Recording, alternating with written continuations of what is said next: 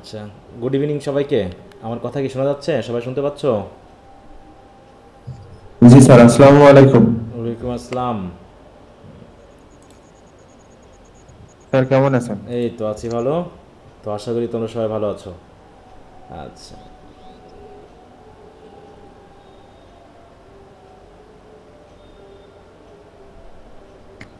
জি sir, আলহামদুলিল্লাহ। ওকে। তো বেশ কয়েকটা ক্লাস মিস গেল তোমাদের, প্রায় 3টা 4টা মতো মিস গেল। তো যাই হোক, আমরা চেষ্টা করবো এই মিসগুলোকে একটু পূরণ করে নিতে, আগে নিতে। প্রায় 1 সপ্তাহ মিস মানে আমাদের কয়েকটা টপিক পিছিয়ে গেলাম। তো এখন রেস্টোরেশন পিরিয়ড আমরা শুরু করেছিলাম মনে হয়, নাকি একটা লেকচার হয়েছে এটার? হ্যাঁ। জি স্যার। জি জি স্যার। স্যার। আচ্ছা, তাহলে আজকে মোটামুটি আমরা এর আগে আমরা পলিটিক্যাল হিস্ট্রি বা এগুলো নিয়ে আলোচনা করেছিলাম। আজকে আমরা এর যে লিটারি হিস্ট্রি মানে কোন কোন রাইটার পড়ে সেগুলো আমরা দেখে নিব, দিয়ে আজকে শেষ করব। আগামীকালকে সন্ধ্যা 7টায় তোমাদের ক্লাস নিব, ঠিক আছে? আগামীকালকেও সন্ধ্যা আচ্ছা 7টায়, স্যার। মানে এই জি পরপরই স্যার। 3 দিন ক্লাস চলবে আর কি। হ্যাঁ। পরীক্ষা টরীক্ষা তো নাই, পরীক্ষা তো শেষ হয়েছে তো তোমাদের, নাকি? জি জি স্যার। স্যার। জি জি স্যার। স্যার না আমাদের স্যার, শুরুই শেষ হয়নি হয়নি। এখনো। হ্যাঁ, তোমাদের ডেট দিয়েছে 15 তারিখ পর্যন্ত, এখনও তোমাদের ইনকোর্স শুরু করেনি? হ্যাঁ না হ্যাঁ স্যার, স্যার, আমাদের আমাদের একসাথে কলেজে হচ্ছে, 21 তারিখে নেবে। একসাথে নিবে। 21 তারিখ থেকে শুরু। আহ, আচ্ছা, এখন যাই হোক, যার যার ইনকোর্সের উপর ডিপেন্ড করতে গেলে আসলে হবে না, কারণ এক এক কলেজ এক এক রকমের এক এক টপিকের উপরে এক একবারের পরীক্ষা নেয়। তো এই জন্য তোমরা তোমাদের কলেজের ব্যাপারটা তোমরা নিজেরা ভাবতে থাকো, আর এদিকে আমাদের পড়া যেহেতু চলবে এটা চালাতে হবে। কারণ তোমাদের পরীক্ষা যেহেতু ফার্স্ট ইয়ারের রুটিনটা দিয়ে দিয়েছে, তাই না? তার মানে বোঝা যাচ্ছে যে তোমাদের পরীক্ষা অক্টোবর নভেম্বর এই টাইমে হতে পারে, হ্যাঁ? যেহেতু এদের জি স্যার। পরীক্ষা কত আগস্ট সেপ্টেম্বর, তার মানে তোমাদের হবে অক্টোবর নভেম্বর, হ্যাঁ? আর ওদিকে যদি হয় তাহলে নভেম্বর ডিসেম্বর এরকম করে, কারণ আমাদের ফোর্থ ইয়ারের পরীক্ষা আগামী মাসের কত তারিখ পর্যন্ত যেন আছে, ঠিক আছে?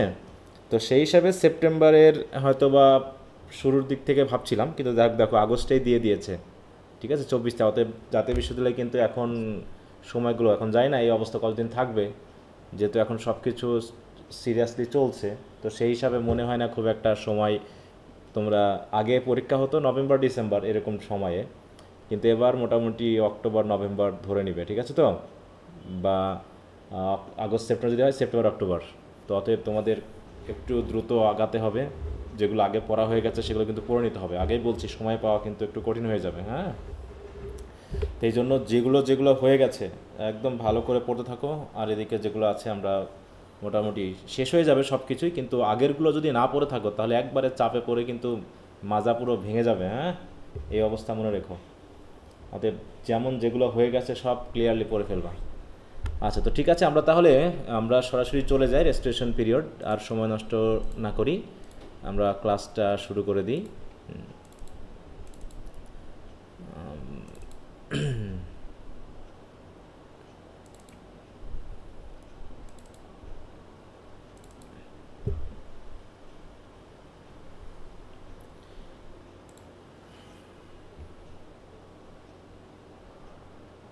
পিরিয়ড অফ রেজিস্ট্রেশনে ছিলাম, তাই না এখানে?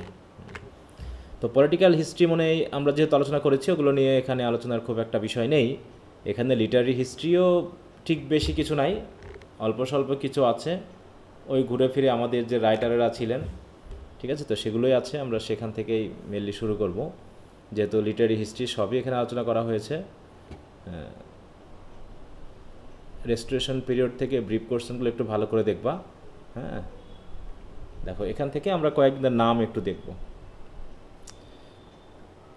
আর ওদিকে আমরা পিরিয়ডটা নেই যে যে সকল রাইটারটা পেয়েছি, ওই রাইটারদের রাইটিংও রেজিস্ট্রেশন পিরিয়ডে কিছুটা থাকবে। আমরা লিটারি হিস্ট্রিটা দেখলাম তো, নাকি? যে আসলে লিটারি ফিচার তো দেখছি। তাহলে রেজিস্ট্রেশন পিরিয়ডে সাহিত্যের উপরে কোন দেশীয় প্রভাব বেশি পড়ছে বলো তো? কোন দেশের? ফ্রান্সের। হ্যাঁ, ফ্রান্সের, তাই না? কারণ চার্লস দ্য সেকেন্ড তিনি ফ্রান্সে পালিয়ে গিয়েছিলেন, এবং তার সাথে যারা ফলোয়ার ছিল তারাও ফ্রান্সে পালিয়ে গিয়েছিলেন। আর সে কারণেই আবার যখন তারা ফিরে আসলো, ঠিক আছে, তো তারা যখন ফিরে আসলো তখন আবার, যেহেতু ফ্রান্সে এতদিন তারা থেকেছিল প্রায় 15-20 বছর, তো সেখান থেকে ফ্রান্সের যে মডেল থিওরি, তাই না, সাহিত্যের যে সকল সাথে পরিচিত হওয়ার কারণে তারা ওখানে নিয়ে আসলো। তো সেগুলো এখানে আমরা মোটামুটি দেখব, এবং এটা মনে হয় আমরা গতদিন পড়েছিলাম। তো আমরা যা সরাসরি যে রাইটাররা ছিলেন তাদের থেকে আমরা একটু পড়ি। প্রথমে হচ্ছে জন ড্রাইডেন, এনার নামটা আমরা এখানে পাবো। তিনি হচ্ছেন মোটামুটি, দেখো প্রত্যেকটা এইজ মানেই কিছু নাম আসবে, তাই না? এইজ মানেই কিছু রাইটারের নাম আসবে। এই রাইটারের নাম কি খুব বেশি নাকি হাতে গোনা 2-4টা বলো তো? যদি বড় এইজ হয় তাহলে হয়তো হাতে গোনা 2-3টা দুই বেশি, চারটাই, 2-4টা, বেশি তাই না। না? তুমি যে কোনো এইজ মনে করো, দেখবা যে ওইরকম 2-4টার বেশি কিন্তু নাই। The Dryden is the greatest literary figures of Restoration, and in his work we have an excellent reflection of both the good and evil tendencies of the age in which he lived. হ্যাঁ, তাহলে তার এইজে কি চলছিল, তার ভালো মন্দ উভয়ই আমরা তার লেখার ভিতরে মেনলি পাই।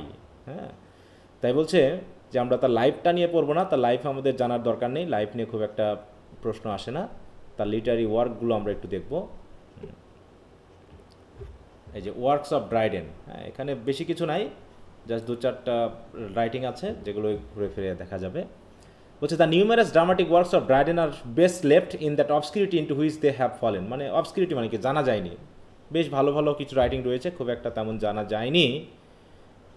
তার ভিতরে now and then they contain a bit of excellent lyric poetry and, দেখো অল ফর লাভ, এইটা বেশ তার নামের সাথে পরিচিত। অল ফর লাভ কার লেখা? এটা জন ড্রাইডেনের লেখা। এটা অনেকটা অ্যান্টোনিও এবং অ্যান্টনি অ্যান্ড ক্লিওপাট্রার মতো, ঠিক আছে? তো এটা শেক্সপিয়ারের লেখা, ঠিক ওই রকম আর কি একটা রাইটিং।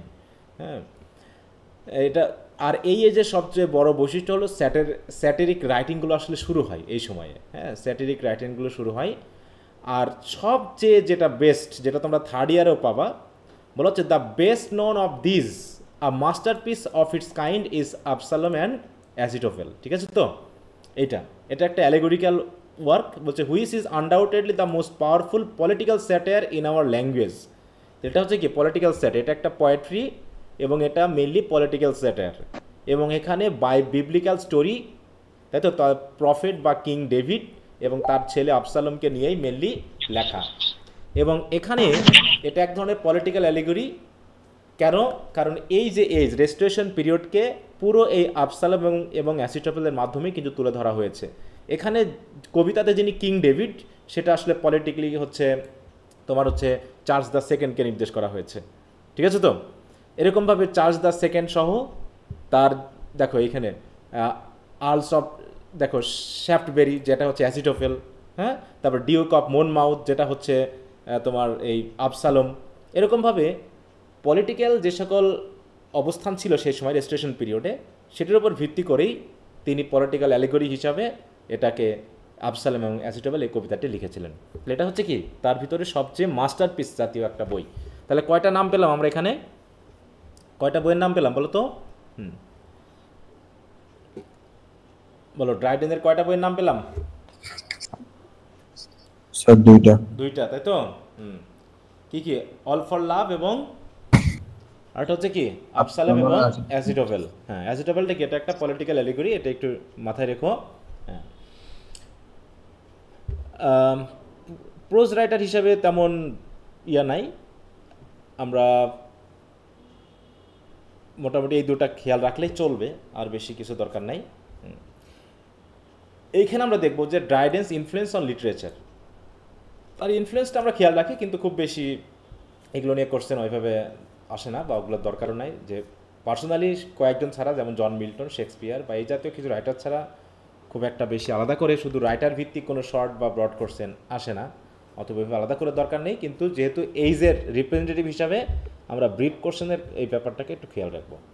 রেস্টোরেশন ড্রামা যখন আসবে তখন এই ড্রামার মধ্যে তার নামটাকে আমরা ইনক্লুড করতে পারি। এই বলতেছে, দেখো ড্রাইডেন্স ইনফ্লুয়েন্সটা কেমন। Dryden's place among authors is due partly to his great influence on the succeeding age of classicism. এটা হচ্ছে ব্যাপার, যে তার শুরু থেকেই মেনলি ক্লাসিক রাইটিংয়ের যে ইনফ্লুয়েন্স সেটা কিন্তু আস্তে আস্তে চলতে থাকে, তাই না? এদিকে রেনেসাস পিরিয়ডটা কিন্তু আমরা জানি, রেস্টোরেশন পিরিয়ড শুরু হওয়ার সাথে সাথে কিন্তু রেনেসাস পিরিয়ডের যে প্রভাব, রেনেসাসের যে প্রভাব ইংলিশ সাহিত্যের উপর বা ইংলিশ ম্যানদের উপর, সেটা কিন্তু আস্তে আস্তে শেষ হয়ে গেছে, তাই না? আমরা পড়েছি যে রেনেসাস কিন্তু পিরিটানিজ পর্যন্ত মেনলি ছিল, তারপর যখন রেস্টোরেশন পিরিয়ড আসলো পুরো ধারাবাহিকতা চেঞ্জ হয়ে গেল, হ্যাঁ, এই পর্যন্ত। তারপর দেখো যে briefly this influence may be summed up by noting the three new elements which he brought into literature. তাহলে তিনটি বিশেষ এলিমেন্টকে তিনি ইংরেজি সাহিত্যে প্রবেশ করেন। একটা হচ্ছে কি, খেয়াল রেখো কিন্তু, the establishment of the heroic couplet as the fashion for satiric didactic and descriptive poetry. Heroic couplet কি আমরা এর আগে জেনেছি না ফার্স্ট ইয়ার যখন পড়ছিলাম? হিরোইক কাপলেট কি বলতো? কাপলেট মানে কোন স্টেঞ্জা ফর্মকে বোঝায়? স্যার দুই স্ট্যান্ডার বিরতি। Two line stanza. শুধু কি টু লাইন স্টেঞ্জা বললে হবে নাকি রাইমিং টুগেদার না, বলতে স্যার। হবে? হ্যাঁ, কি হবে? আয়াম্বিক পেন্টামিটার থাকতে হবে, হ্যাঁ, স্টেজ এবং আয়াস্টিক থাকতে হবে। আয়াম্বিক পেন্টামিটার যদি থাকে তখন সেটা হয়ে যাবে হিরোইক কাপলেট। ঠিক আছে তো? যদি দুই লাইন হয় এবং যদি রাইম স্কিম মিলে যায়, দুটায় যদি রাইম একই হয় তাহলে সেটা হবে কাপলেট। আর যখন সেই লাইনগুলো হবে কি আয়াম্বিক পেন্টামিটার, তখন সেটা হয়ে যাবে কি হিরোইক কাপলেট। হ্যাঁ, হিস্ট্রিতেও কিন্তু ফিগার অফ স্পিচ থেকে কোশ্চেন আসে। হ্যাঁ, what is sonnet, what is heroic couplet, হ্যাঁ এরকমভাবে টার্মিনোলজি নিয়ে কিন্তু কোশ্চেন আসে ব্রিফ কোশ্চেনে, এই জন্য একটু খেয়াল রাখো। তাহলে হিরোইক কাপলেটকে তিনি নতুনভাবে ইন্ট্রোডিউস করলেন এই ইংরেজি সাহিত্যে। যদিও হিরোইক কাপলেট আমরা কিন্তু পেয়েছিলাম জাস্ট সনেটে, তাই না? সনেটে পেয়েছিলাম শেষের দিকে কাপলেট, সে তাও আবার শেক্সপিয়ারিয়ান সনেটে। এছাড়া কিন্তু শুধু হিরোইক কাপলেট দিয়ে কবিতা কিন্তু আমরা ওরকম পাই নাই। যেটা আমরা পেয়েছিলাম তাও আবার rhyme of the prologue to the Canterbury Tales ওই সময়ে। হ্যাঁ, তো যাই হোক, his development of a direct and serviceable prose style such as we still cultivate. তাহলে তিনি একটা প্রোজ স্টাইল নতুন করে কি করেন, শুরু করেন, ডেভেলপ করেন। তাহলে দুইটা জিনিস, আরেকটা হলো কি his development of the art of literary criticism in his essays. এ পর্যন্ত কিন্তু আমরা কোনো লিটারেরি ক্রিটিসিজমের কোনো বই পাই নাই। পেয়েছি এরকম কোনো যে ক্রিটিসিজম রাইটিং কোনো বই এ পর্যন্ত পেয়েছি? এ পর্যন্ত পেয়েছি না, স্যার। পোয়েট্রি পেয়েছি, ড্রামা পেয়েছি, প্রোজ পেয়েছি, কিন্তু ক্রিটিক্যাল রাইটিং বা ক্রিটিসিজম বলে কিন্তু আমরা পাই নাই। পাবো হচ্ছে এই রেস্টোরেশন পিরিয়ডে শুরু হয়েছে, সবচেয়ে বেশি উল্লেখযোগ্যভাবে পাবো আমরা হচ্ছে নিও ক্লাসিক্যাল এইজে গিয়ে। ঠিক আছে তো?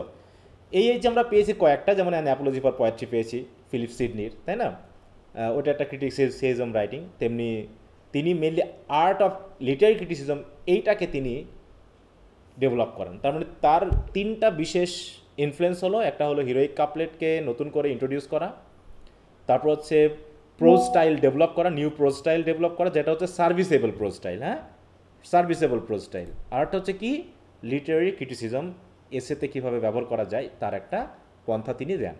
And in the numerous preface to his poems, এবং পয়েমসেও তিনি দেখিয়েছেন this is certainly a large work for a one man to accomplish. হ্যাঁ, অতএব এই যে বিষয়গুলো তিনি দিচ্ছেন এগুলো যে একজন মানুষের পক্ষে তুলে ধরা করেন, এগুলো জানার দরকার নেই।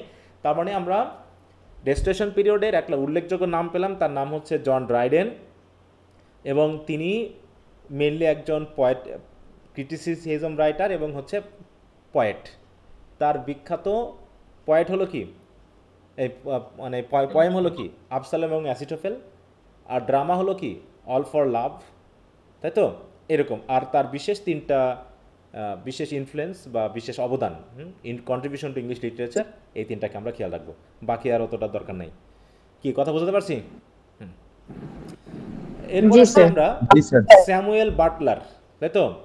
স্যামুয়েল বাটলার মোটামুটি নাম আছে, তাছাড়া তেমন নাই, জাস্ট আমরা তার নামটা জানবো, কয়েকটা বইয়ের নাম জানবো। বলছে in mark contrast with Dryden who devoted his life to literature and won his success by hard work is Samuel Butler. হ্যাঁ, যে তিনি লিটারেচার জন্য তার জীবনটাই তিনি ডেভোটেড করে দিয়েছিলেন। হ্যাঁ, বলছে who jumped into fame by a single careless work. দেখো, তিনি সিঙ্গেল এবং কেয়ারলেস একটা ওয়ার্ক করেছিলেন যেটা তাকে হঠাৎ করে ফেম এ নিয়ে গেল। ঠিক আছে তো? এরকম কিছু রাইটিংয়ের জন্য। এত রয়্যালিস্ট ওই বারবার একই পলিটিক্যাল হিস্ট্রি আসতেছে, ওগুলো আমরা যাব না, আমরা তার রাইটিংয়ে সরাসরি চলে যাই। দেখো, এই যে হুডিব্রাস পেয়েছি, এই একটা রাইটিংকে আমরা খেয়াল রাখবো। দেখো, of all is burlesque and doggerel the most famous is Butler's Hudibras. ঠিক আছে তো? A work to which we can trace many of the prejudices that still prevail against Puritanism. তাহলে পিউরিটানিজম নিয়ে মানে দেখো এই জায়গায় during the early years of restoration doggerel verses ridicules Puritanism. মানে এই সময়ে তো পিউরিটানকে কেউ গ্রহণ করছিল বলো? এই চার্লস দ্য সেকেন্ড যখন আসলো তখন কি পিউরিটানিজম ছিল না? আস্তে আস্তে শেষ হয়ে যাচ্ছিল বলো তো? পিউরিটান ইনফ্লুয়েন্স কিন্তু শেষ হয়ে যাচ্ছিল, এবং পিউরিটান নিয়ে অনেকটা রিডিকুলাসভাবে সাহিত্যকর্ম রচনা করা হয়েছে, এটাকে বাজি হিসেবে দেখানো হয়েছে। ঠিক আছে তো? এই জন্য দেখো একটা শব্দ আছে, সেটা হলো ডগারেল ভার্সেস। এই টার্মটা কি?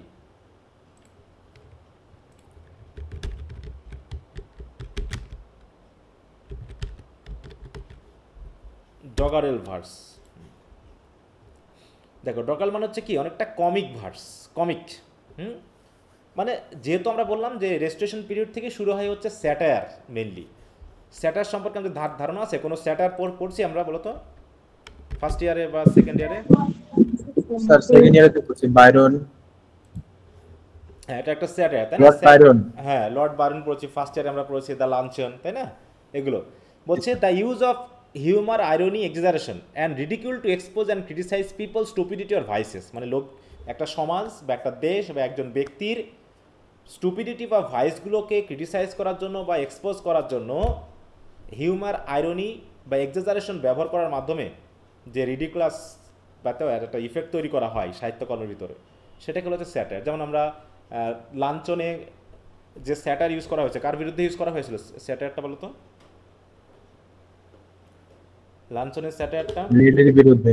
হ্যাঁ, লেডি গেস্টের বিরুদ্ধে, তাই তো? লেডি গেস্টের বিরুদ্ধে দেখানো হয়েছে যে এরকম অনেক ভানকারী লেডি আমাদের সমাজে আছে যারা ভান করতে পছন্দ করে, ঠিক আছে তো? অনেক ভানই আছে যারা ভান করে, ভান ধরে, মুখে এক কথা বুকে আর এক কথা, ব্যাপারটা এরকম। তাহলে দেখো এমনি স্যাটায়ার বলতে play, novel, film or other work which uses satire, অথবা genre of literature characterize by the use of satire. তাহলে স্যাটায়ার ইউজ করে যদি কোনো জানরা হয় সেটাকে আমরা স্যাটায়ার বলে থাকি, মানে জানরা হিসাবেও। আবার স্যাটায়ার মানে একটা লিটারি ফিগার, যেটা দিয়ে আমরা বুঝি যে সমাজের বা কোনো ব্যক্তির বা কোনো একটা জাতির, তাই তো? বিশেষ করে দেখো particularly in the context of contemporary politics and other topical issues, সেই সময়ে চলমান ইস্যুগুলো নিয়ে লেখে। তো এখানে এই হুডিভ্রাস হচ্ছে এরকম একটা স্যাটায়ার রাইটিং, যেটা মেনলি কার বিরুদ্ধে লেখা হয়েছে? এগেইনস্ট পিরিটানিজম। তাহলে হচ্ছে স্যামুয়েল বাটলারের লেখা হুডিভ্রাস, এটা একটা খুবই বিখ্যাত একটা বই, দয়া করে নামটা মনে রাখবা ব্রিফ কোশ্চেনের জন্য, ঠিক আছে তো? এরপর আমরা চলে যাব হবস এবং লক। এদের নাম আমরা কোথায় পেয়েছি জানো? বলতে পারবা এদের নাম আমরা কোথায় পেয়েছি? রাষ্ট্রবিজ্ঞানে ছিল ফার্স্ট ইয়ারে। রাষ্ট্রবিজ্ঞানে এদের নাম পেয়েছে। এরা যতটুকু না সাহিত্যিক হিসাবে পরিচিত, তার থেকে বেশি পরিচিত হচ্ছে হিস্ট্রিয়ান বা ফিলোসফার হিসাবে, ঠিক আছে তো? এই হবস এবং লক, জন লক, তাই না, থমাস হবস, এদেরকে। তো এখানে একটা বই আছে যেটা হচ্ছে লেভিয়াথান। এই বইটা বেশ গুরুত্বপূর্ণ। এটা একটা পার্টলি পলিটিক্যাল দেখো আর পার্টলি ফিলোসফিক্যাল বুক, হবস এবং লকের লেখা, এটা আমরা একটু মাথায় রাখবো। এছাড়া আমাদের দেখো আর জন লকের আছে কি এসে কনসার্নিং হিউম্যান আন্ডারস্ট্যান্ডিং। এগুলো যেহেতু ফিলোসফিক্যাল বই, এখানে খুব একটা বেশি ওইভাবে দরকার নাই মনে রাখার। জাস্ট এই লেভিয়াথান, এই বইটা মনে রেখো, হবসের লেখা, ঠিক আছে তো? তবে দেখো the one book for which is famous is called Leviathan, এটুকু মনে রাখলে চলবে। ওকে, এছাড়া যে রাইটিংগুলো আছে, রাইটারগুলো আছে, এগুলো খুব একটা ওরকমভাবে মানে আমাদের সাহিত্যকর্মের জন্য খুব একটা অন্যান্য রাইটিং হিসাবে হয়তো ডায়েরি টাইরি ইত্যাদি লেখার জন্য গুরুত্বপূর্ণ, ওটা আমাদের অতটা দরকার নেই। আমরা মোটামুটি এই যে কয়েকজনের নাম পেলাম, এই নামগুলো খেয়াল রাখলে চলবে। রেস্টোরেশন পিরিয়ডের জন্য কোশ্চেনটা বেশি আসে সাহিত্য থেকে না, বেশি কোশ্চেন আসে হচ্ছে ওই যে কিছু ইয়ে আছে না, বিল আছে না, হ্যাঁ, তারপর হচ্ছে কিছু মানে ইয়া হলো, রেভলিউশন হলো, হ্যাঁ, তারপর হচ্ছে তোমার পলিটিক্যাল যে নামগুলো হলো, চার্লস দ্য সেকেন্ড, হ্যাঁ, তারপর হচ্ছে ক্রমওয়েল, তারপর তিনি কোথা থেকে আসলেন, কীভাবে আসলেন, কী এর ইনফ্লুয়েন্স হলো, এই জাতীয় বিষয়গুলো থেকে মেনলি কোশ্চেন আসতে দেখা যায়। হ্যাঁ, আর এই সময়ে আমরা তাহলে কয়জনের নাম পেলাম? মোটামুটি 2-3 জনের নাম পেলাম, তাই না? নামগুলো একবার কেউ বলতে পারবে আমাকে? স্যার 4 জন। হ্যাঁ বলো, নামগুলো বলো দেখি। হবস, লক, ড্রাইডেন, আরেকটা ভুলে গেছি স্যার। প্রথম থেকে বলো, স্যামুয়েল। সিরিয়ালি বলতে হবে। John Dryden, Samuel Butler, Samuel Butler, হ্যাঁ। হবস আর হচ্ছে লক। আর একজনের নাম? হবস আর হবস অ্যান্ড লক, আচ্ছা আচ্ছা, হ্যাঁ, ওকে। তো এই নামগুলোই মোটামুটি আমরা একটু খেয়াল রাখবো, এছাড়া কিছু না। আচ্ছা, তাহলে অল ফর লাভ কার লেখা বলো তো? All for love, Dryden. John Dryden. John Dryden, তাই তো? এগুলো মনে রাখার জন্য তোমরা সবসময় প্রত্যেকটা সেকশনের শেষের দিকে দেখবা যে নাম হিসাবে ছোট করে একটু দেওয়া আছে, ওই জায়গাতে যে নামগুলো আমি বলেছি একটু দাগিয়ে রাখবা এবং ইয়া করে রাখবা। দেখো যে বাটলার, স্যামুয়েল বাটলারের হুডিব্রাস, খুব নাম করা, ঠিক আছে? তো এই হচ্ছে মোটামুটি রেস্টোরেশন পিরিয়ড নিয়ে মেইনলি কথাবার্তা। আর এখানে বললাম কিসের উত্থান হয়েছে, স্যামুয়েল বাটলার, জন ড্রাইডেন, তিনটা বিশেষ ইফেক্ট কি বলো তো, তার ইনফ্লুয়েন্স কি ছিল বলো? তিনি কিসের উত্থানে হেল্প করেছেন? এস্টাবলিশমেন্ট অফ হ্যাঁ, রোজেস্টাইন। আচ্ছা, লিটারেরি ক্রিটিসিজম। আর্ট অফ আরেকটা হচ্ছে লিটারেরি ক্রিটিসিজম। হ্যাঁ, আর্ট অফ লিটারেরি ক্রিটিসিজম, এগুলো একটু খেয়াল রাখবা। আচ্ছা, তো এই হচ্ছে মোটামুটি আমাদের বলা যায় যে রেস্টোরেশন পিরিয়ড পর্যন্ত আলোচনা। এরপর আমাদের শুরু হবে হচ্ছে নিও ক্লাসিক্যাল এইজ, যেটাকে আমরা নাম অনুসারে বিভিন্নভাবে পাবো। যদি আমরা একটা এবিসি বইটা দেখি, an ABC of English literature, সেখানে খুললে আমরা দেখতে পাবো যে কী কী নামে পাচ্ছি আমরা ওদেরকে।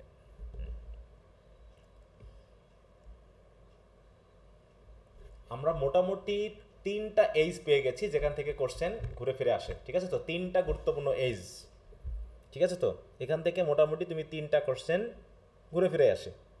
একটা হলো কি বলো তো, কোন এইজ? এলিজাবেথান থেকে তো আসে, এলিজাবেথান এইজ। তারপরে মানে যেটা রেনেসাঁস পিরিয়ড যেটা বললাম, রেনেসাঁস পিরিয়ড যেটা বললাম, এটা একসাথে, তো এটা যেতে একবারে গড়ে, এটা একটা। আর একটা হচ্ছে কি এজ অফ চসার, নাকি এজ অফ, স্যার একটা হচ্ছে age of sir Elizabethan age এবং রেস্টোরেশন পিরিয়ড। হ্যাঁ, রেস্টোরেশন পিরিয়ডটাকে অনেক সময় ছোট এজ হিসেবে আমরা বাদ দিতে পারি, কিন্তু আরেকটা হচ্ছে early and middle English period, ঠিক আছে? তো এই জায়গা থেকে মোটামুটি কোশ্চেন আসেই। হ্যাঁ, এই জায়গাগুলোতে একটু খেয়াল রাখবা, কারণ এগুলোতে রাইটিং কম। আমি একটু বলি, যত তুমি মডার্ন এজ বা ভিক্টোরিয়ান এজের দিকে আসবা, এখানে কোশ্চেনের সংখ্যা বেশি। হ্যাঁ, এই এইজগুলোকে যতটুকু পারবা এড়িয়ে যাওয়ার চেষ্টা করবা। ভালো করার, হিস্ট্রিতে ভালো করার জন্য শেষের দুটা এজকে, ভিক্টোরিয়ান এজ এবং মডার্ন এজ, এই দুটাকে ব্রড কোশ্চেনের জন্য বাদ দিবা, ঠিক আছে? তো বাদ দিয়ে ফেলবা, কারণ এখান থেকে কোশ্চেন আসে। স্যার ভিক্টোরিয়ান এজটা একদম বিরক্তিকর। ভিক্টোরিয়ান এবং মডার্ন এজ, এখানে রাইটারের সংখ্যা বেশি, রাইটিংয়ের সংখ্যাও বেশি, থিওরির সংখ্যাও বেশি, অত দরকার নেই। হচ্ছে তুমি যদি এই যে প্রথম যে 7টা, বিশেষ করে তোমার রেস্টোরেশন পিরিয়ড রোমান্টিক এজ পর্যন্ত, হ্যাঁ রোমান্টিক এজ, আমি সবসময় বলি যে 5টা এজকে একটু গুরুত্ব দিতে। তার ভিতরে দেখো ভিক্টোরিয়ান থাকে, তার ভিতরে সবচেয়ে বেশি হচ্ছে romantic age, Elizabethan age, Chaucer age, এই 3টা তো আছেই। তার সাথে রেস্টোরেশন বা নিও ক্লাসিক্যালের মধ্য থেকে একটা, আর old and middle English period থেকে, ওইখান থেকে, ঠিক আছে? তো এইভাবে যদি তুমি করো, তাহলে ওখানে যদি তুমি ভালো করে স্টাডি করো, তাহলে তোমার কোশ্চেনের সংখ্যা কিন্তু হয়ে যায়। তো এইগুলোকে একটু খেয়াল রাখবা। তো দেখো, আমরা এখন যেখানে যাচ্ছি তাতে এনএবিসি অনুসারে নাম টামগুলো একটু এলোমেলো, কিন্তু এর আগেও আমরা দেখেছি, আবার একটু দেখে নিই যে আমরা তাহলে কতদূর শেষ করলাম। দেখো এইখানে তাহলে আমরা রেনেসাঁস পিরিয়ডটা শেষ করেছি, মিডল, তারপরে চসার এর ভিতরে আছে, ওল্ড অ্যান্ড মিডল ইংলিশ পিরিয়ডের ভিতরে আছে, নিও ক্লাসিক্যাল ভিতরে দেখো আবার রেস্টোরেশন পিরিয়ড আছে, নাকি? রেস্টোরেশন পিরিয়ড আলাদা করা হয়েছে আমাদের সিলেবাসে, কি রেস্টোরেশন পিরিয়ড আলাদা করা হয়েছে। আর নিও ক্লাসিক্যাল পিরিয়ডে হচ্ছে এই যে এই অগাস্টান এজ এবং এজ অফ সেন্সিবিলিটি, এই দুটো নিয়ে করা হয়েছে নিও ক্লাসিক্যাল এজ, ঠিক আছে? যদিও নিও ক্লাসিক্যালের মধ্যে ফেলা হয়েছে, কেন? ওই যে স্যাটায়ার বা অন্যান্য বিষয়গুলো কিন্তু রেস্টোরেশন পিরিয়ড থেকেই শুরু হলো, কারণ এই রেনেসাঁস পিরিয়ডের শেষ হচ্ছে পিরিটান এজ, মানে কমনওয়েলথ পিরিয়ডের মধ্যে পিরিটান শেষ মানে রেনেসাঁস শেষ। তার মানে নতুন ধারাবাহিকতা শুরু হলো ক্লাসিসিজমের, যেটা ড্রাইডেনের মাধ্যমে শুরু হয়েছে। সেই হিসাবে বলা হচ্ছে নিও ক্লাসিসিজম। হ্যাঁ, মানে ক্লাসিক্যালের, তাই তো, নব্য উত্থান, তাই তো, নতুন করে ক্লাসিক্যাল রাইটিংগুলোর উত্থান হচ্ছে। এই জন্য এখান থেকে নিও ক্লাসিক্যাল পিরিয়ডটা শুরু করা হয়েছে। আর এই শুরুটাই হচ্ছে রেস্টোরেশন থেকে, যেহেতু রেস্টোরেশন থেকে শুরু হয়েছে, এই জন্য নিও ক্লাসিক্যালের মধ্যে ফেলা হচ্ছে। কিন্তু যেহেতু আমাদের সিলেবাসে এটাকে আলাদা করে দেখানো হয়েছে, এর জন্য আমরা নিও ক্লাসিক্যাল বলতে এখন অগাস্টান এজ বা age of Pope and the age of sensibility বা এজ অফ জনসন। দেখো এখানে দুজনের রাইটারের নাম পাচ্ছে, কিন্তু অগাস্টান এজ বা দ্য এজ অফ পোপের সবচেয়ে বিখ্যাত রাইটিং হচ্ছে কি, তাহলে দেখো আলেকজান্ডার পোপ, তাই না? এদিকে হচ্ছে জনসন, বেন জনসন, যার নাম আসবে, এই দুটা। তাহলে এখানে দেখো সেইভাবেই শুরু হয়েছে কি আমাদের অগাস্টান এজ অথবা ক্লাসিক এজ দিয়ে শুরু। অগাস্টান এজ বা ক্লাসিক এজ। এইখানে যখন আমরা চলে আসলাম, মনে রাখবা যে মোটামুটি ইংরেজি পলিটিক্যাল যে স্ট্যাবিলিটি সেটা কিন্তু সৃষ্টি হয়ে গেছে। আমরা বললাম কি যে আধুনিক যুগের এখন বর্তমানে যে ইংল্যান্ডের যে রাজনৈতিক সিস্টেমটা আছে সেই সিস্টেমটা কখন শুরু হয়েছে বলছিলাম বলো তো? এখন যে রাজনৈতিক সিস্টেমটা আছে কনস্টিটিউশনাল মোনার্কি কবে থেকে শুরু হয়েছে? উইলিয়াম অরেঞ্জ থেকে। উইলিয়াম দা থার্ড এবং ম্যারিয়ের সময় থেকে। হ্যাঁ ওই সময়, তাই তো? গ্লোরিয়াস রেভলিউশন বলছিলাম না, ব্লাডলেস বা গ্লোরিয়াস রেভলিউশনের মাধ্যমে 1688 সেখান থেকে শুরু হয়। অতএব এরপর থেকে রাজনৈতিক আর কোনো ঝামেলা আমরা দেখি না, বুঝতে পারছো? যেহেতু রাজনৈতিক ঝামেলা কম, দেখো আমরা যদি এখানে আবার একটু দেখি,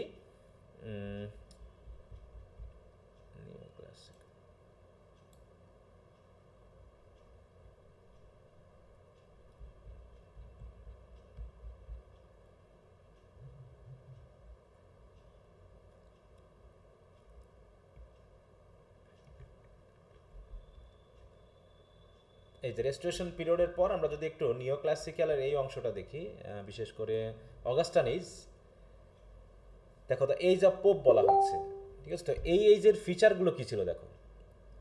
এইখানে সবচেয়ে বিষয়টা হলো the important facts which influence the literature of this period হচ্ছে Scotland was annex to England, ইংলিশে জুড়ে দেওয়া হলো। এইখানে first English daily newspaper, খেয়াল রাখো, ইংলিশ নিউজ পেপার শুরু হলো, ক্রিটিক্যাল রাইটিংগুলো শুরু হলো। আর তোমরা একটু এখানকার যে ফিচারগুলো আছে এই ফিচারগুলো একটু একটু পড়ে নিবা। দেখো এই যে বললাম যে রেস্টোরেশন পিরিয়ড এসে কি দাঁড়ালো, period controls loosen, period controls কিন্তু আস্তে আস্তে লুজ হতে শুরু করলো, তাই না? এবং literature of the two extreme coexist, great epics like Paradise Lost, এবং আমরা জানি যে ওই যে পিলগ্রিমস প্রোগ্রেস কে লিখছেন জানো, মনে আছে? কে লিখছে বলো? পিলগ্রিমস প্রোগ্রেস কার লেখা? ভুলে গেছো? প্যারাডাইস লস্ট কার লেখা? প্যারাডাইস লস্ট কার লেখা? John Milton. তাহলে পিলগ্রিমস প্রোগ্রেস কার লেখা? John banyan. বানিয়ান, হ্যাঁ, জন বানিয়ান। ভুলে গেলে হবে এখনই, ভুলে গেলে চলবে না তো। হ্যাঁ, এবং হচ্ছে imitation of the ancient Greek and Roman writers give rise to neoclassicism. এই যে ক্লাসিক্যাল রাইটিং যেগুলো গ্রিক এবং রোমান রাইটারদের যে ক্লাসিক্যাল রাইটিং, সেটা আস্তে আস্তে এখানে ক্লাসিসিজম হিসেবে আস্তে আস্তে নতুনভাবে শুরু হয় এখানে, ঠিক আছে? তো অগাস্টান এজ মানে দেখো, this age is called Augustan age because the writer of this period imitated the style and elegance of the writers who wrote in Italy during the reign of emperor Augustus. দেখো এই যে কত সালে, দেখো 27 BC থেকে 14 AD, মানে কি যীশুখ্রিস্টের জন্মের 27 বছর আগে থেকে যীশুখ্রিস্টের জন্মের পরবর্তী 14 বছর পর্যন্ত যিনি শাসক ছিলেন তার নাম কি ছিল? দেখো, এম্পারার অগাস্টাস, তাই তো? এম্পারার সম্রাট অগাস্টাস।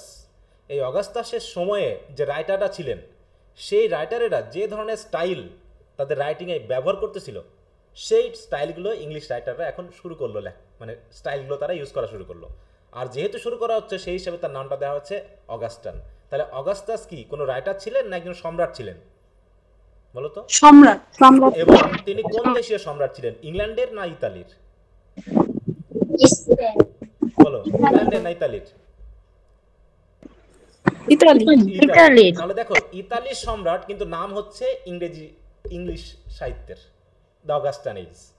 কেন? কারণ সেই তাহলে সম্রাট অগাস্টের সময় যে রাইটাররা ছিলেন সেই রাইটারেরা যে ধরনের স্টাইল ইউজ করছিলেন রাইটিংয়ের, সেই স্টাইলগুলো যখন ইংরেজি সাহিত্যের রাইটারেরা এই সময় এসে লেখা শুরু করলো বা ইউজ করা শুরু করলো, সে কারণে এই নাম দেওয়া হচ্ছে অগাস্টান এজ। অথবা এজ অফ পোপও বলা হয়, বলছে this span of time is also called the age of Pope because Alexander Pope was the best known poet of the time. During this years England was ruled by Queen Anne and George the First and George the Second. এই তিনজন, দেখো এইখানে কিন্তু আর রাজনৈতিক কোনো ঝামেলা আমরা খুব একটা বেশি পাবো না। হ্যাঁ, এখানে ড্যানিয়েল ডিফো বা অন্যান্য যে স্যাটার রাইটিংগুলো আছে এখানে বেশ ভালো অনেক রাইটারগুলো আছে, এটা আমরা পরে দেখবো। তাহলে আমরা এই বই অনুসারে চলে আসি। তো দেখো, history of the period, the revolution of 1680 which manage the last of the Stuart kings and called William of Orange to the throne marks the end of the long struggle for political freedom in England. অতএব সেই যে শুরু হয়েছিল কবে থেকে বলো তো? সেই রেস্টোরেশন রিফরমেশন পিরিয়ড থেকে যে রাজনৈতিক ঝামেলা শুরু হয়েছিল নাকি ধর্মীয় ব্যাপার দিয়ে, তাহলে ধর্মীয় ব্যাপার দিয়ে যে ঝামেলা শুরু হয়েছিল সেই ঝামেলা শেষ হলো কিসের মাধ্যম দিয়ে বলো? চার্লস দ্য সেকেন্ডকে জেমস দ্য ফার্স্টকে সিংহাসনচ্যুত করার মাধ্যম দিয়ে, তাই তো? সেখানে ওই যে ক্যাথলিসিজম, প্রোটেস্ট্যান্টিনিজম এই নিয়ে আর কোনো মারামারি ঝামেলা কিন্তু ইংল্যান্ডে হয়নি, বুঝতে পারছো? তো আমাদের বাংলাদেশে এই ঝামেলা কবে শেষ হবে বলো তো? আওয়ামী লীগ শেষ হবে? না স্যার, আশাবাদী স্যার আমরা? কোনোদিন না আশাবাদী হতে পারছি না আমরা?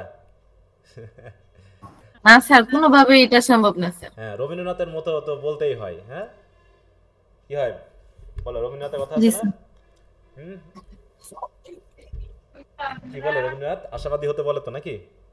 তার একটা কথা আছে, কি বলে বলতো? মেঘ দেখে কেউ করিস নে ভয়, আড়ালে তার সূর্য আসে, নাকি? তা দেখি কতদিনের পর্যন্ত সূর্য আমরা দেখতে পাই। ঝামেলা তো চলছেই, চলবেই, চলতে থাকুক। ওকে, তাই বলছে there after the Englishman spend his tremendous energy. হ্যাঁ, তারপরে বেশ তার এনার্জি ইউজ করছে কিসের জন্য? রাজনৈতিক স্থিতিশীলতা আনার জন্য। বলছে দেখো, দেখো forebears had largely spend in fighting for freedom. এতদিন ধরে তারা ফ্রিডমের জন্য পেয়েছে। In endless political discussion and efforts to improve the governments in order to bring about reforms, votes were now necessary. এই যে এখন থেকে রাজনৈতিক জিনিসটা শুরু হলো, এখানে খেয়াল রাখবা কিন্তু, কারণ যে নভেলগুলো আছে সেই নভেলে পলিটিক্যাল হিস্ট্রির কিছু কিছু বিষয় এখানে আসবে, বিশেষ করে গালিভার্স ট্রাভেলস। হ্যাঁ, যখন তোমরা থার্ড ইয়ারে পড়বা। ভোটের এতদিন পর্যন্ত কি কোনো ভোটের ব্যবস্থা ছিল বলো তো?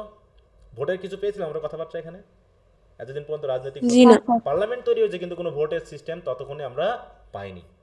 অতএব to get votes the people of England must be approach with ideas, facts and arguments and information. এখন ভোট মানে কি? রাজনীতির সাথে কারা জড়িয়ে যাবে বলো তো? ভোট মানেই রাজনীতির সাথে কারা জড়িয়ে যাবে?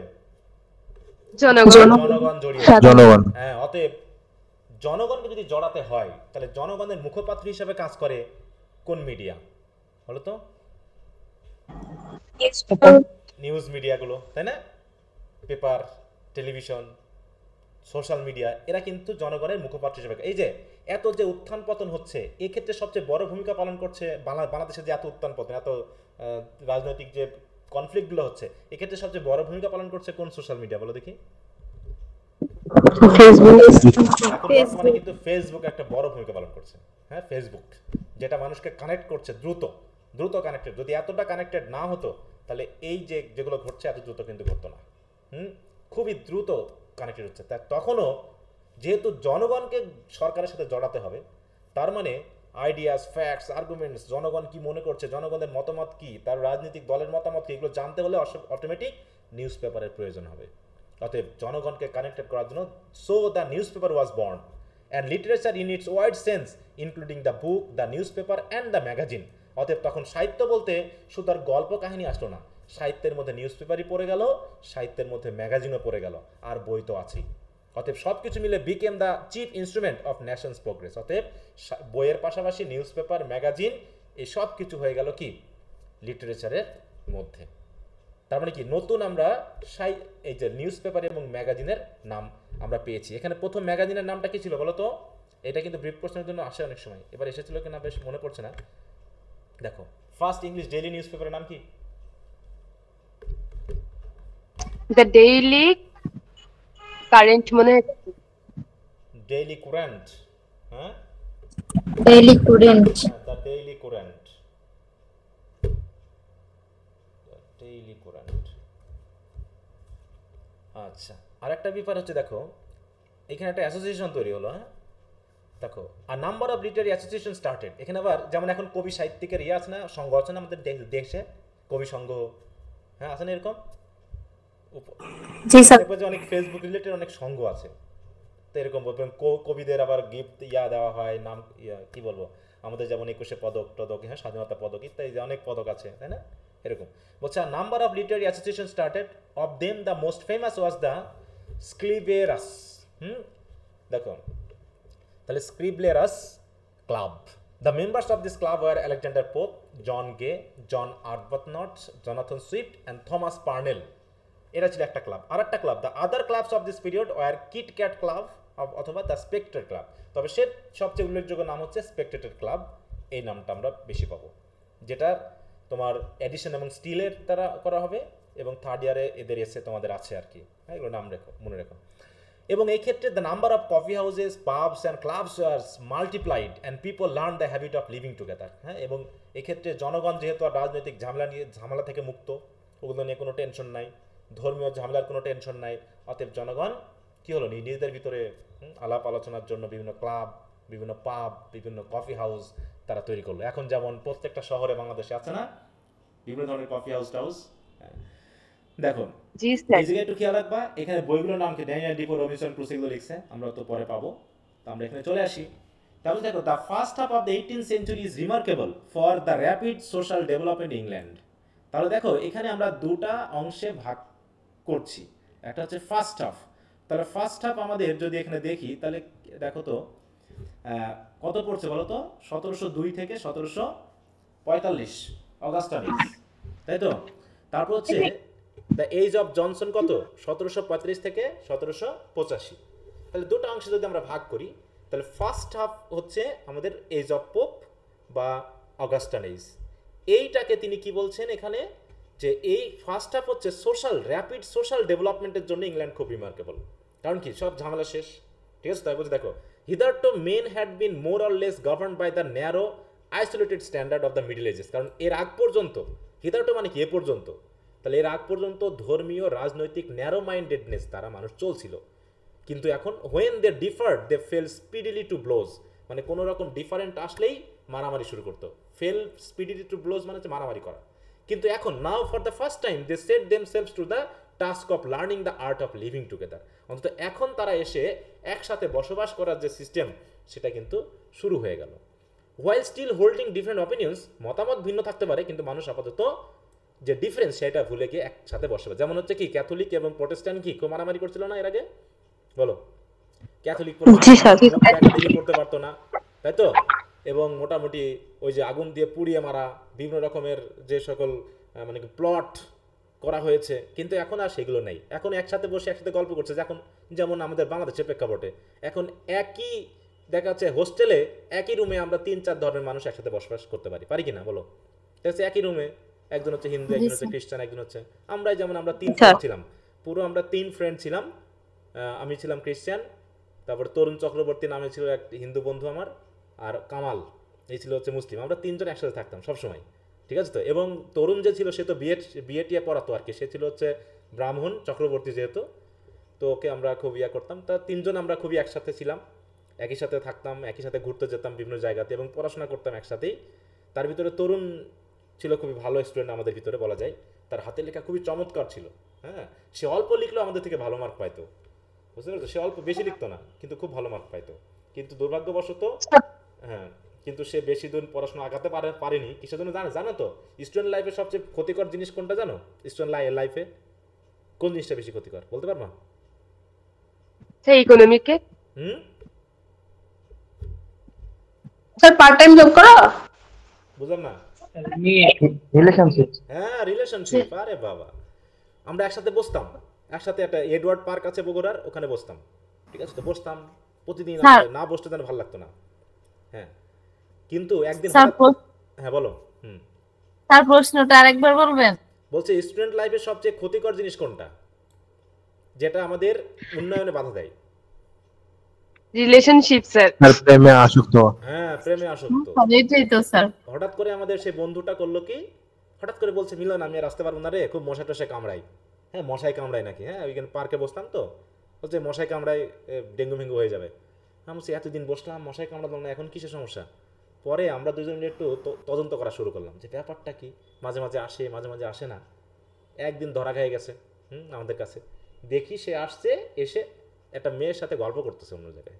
আমরা বলছি কী ব্যাপার তরুণ সাহেব, তোমার এই মশার কামড় কি এখানেই দিচ্ছে নাকি? হ্যাঁ, সেই দিন থেকে সে মোটামুটি এটা পরে সে তো তারপর সেই রিলেশনশিপটা একটু কারণে ভেঙে গেল। ভেঙে যাওয়ার কারণে একটু মেন্টালি শকড হয়ে সে বিয়ে শাদী করে কত রকমভাবে একটা চাকরি ফাকরি নিয়ে মোটামুটি জীবন তারা শুরু করলো। সে একটা ওই যে তোমার বিভিন্ন যে মাদ্রাসা থাকে, দেখো হিন্দু, সে কিন্তু মাদ্রাসায় ইংলিশ টিচার, বুঝতে পেরেছো? সে বলতেছে ভাই আমাকে এই জায়গায় দিয়ে দিছে। হ্যাঁ, আমি বলছি নাও, চাকরি তো চাকরি, সমস্যা কি? তো এই যে ব্যাপারগুলো, হ্যাঁ, যে একসাথে বসবাস করা, একসাথে স্যার থাকা, আপনার জন্য হ্যাঁ, আমাদের খাওয়া দাওয়া আলাদা, আমাদের ধর্মীয় চিন্তা ভাবনা আলাদা, আমাদের পোশাক পরিচ্ছদের মধ্যে আলাদা থাকলেও দেখো আমরা একসাথে বসবাস করছি, তাই না?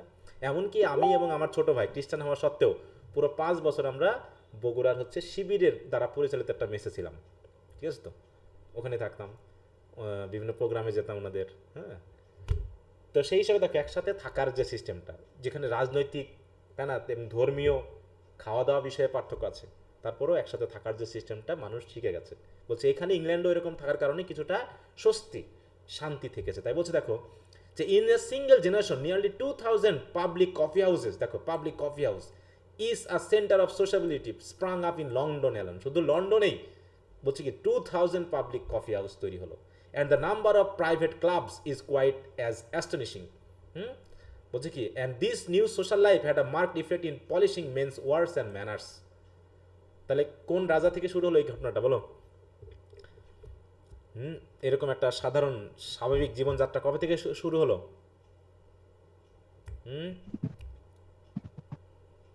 জর্জ দ্য ফার্স্ট, না স্যার, না না, গ্লোরিয়াস রেভলিউশন, তাই তো 1688, যেখানে হচ্ছে কি William the third. William the third ওর ম্যারির মাধ্যমে, যদিও আস্তে আস্তে কুইন অ্যানি আসলো। কুইন অ্যানির নামটা মনে রাখবা, কারণ এটা আমরা রেপ অফ দ্য লক যখন পড়বো 3rd ইয়ারে সেখানে পাবা। বলছে the typical Londoners of Queen Anne's day was still rude, এখনও হয়তো সেরকমভাবে পলিশ তারা হতে পারেনি, কিন্তু শুরু হয়েছে আস্তে আস্তে। Are little vulgar in its টেস্টেও ভালগারিটি ছিল। The city was still very filthy, শহরটা ওর খুবই নোংরা, যেমন আমাদের দেশে ঢাকা শহরগুলো যেমন নোংরা। কিন্তু এখন ইংল্যান্ড কেমন, লন্ডন কেমন, চকচকে না? বলো, তার যে ছোটোখাটো খালবিলগুলো আছে সেগুলোর পানিও খুবই চকচকে, কিন্তু একসময় সেও আমাদের ঢাকা শহরের মতো গঙ্গা, তাই তো, বুড়িগঙ্গার মতো ছিল। দ্য স্ট্রিটস আনলাইটেড, মানে তখনও রাস্তাঘাটে এরকম লাইট ছিল না। Infested at night by bands of rowdies and Mohocks, বিভিন্ন ডাকাত তখনও ছিল। But outwardly men sought to refine their manner according to prevailing standard, কিন্তু ম্যানার মোটামুটি তারা করতে পেরেছে। আর ওটা আমরা আগিয়ে যাই এবং বলছে দেখো one can hardly read a book or poem of the age without feeling this superficial elegance.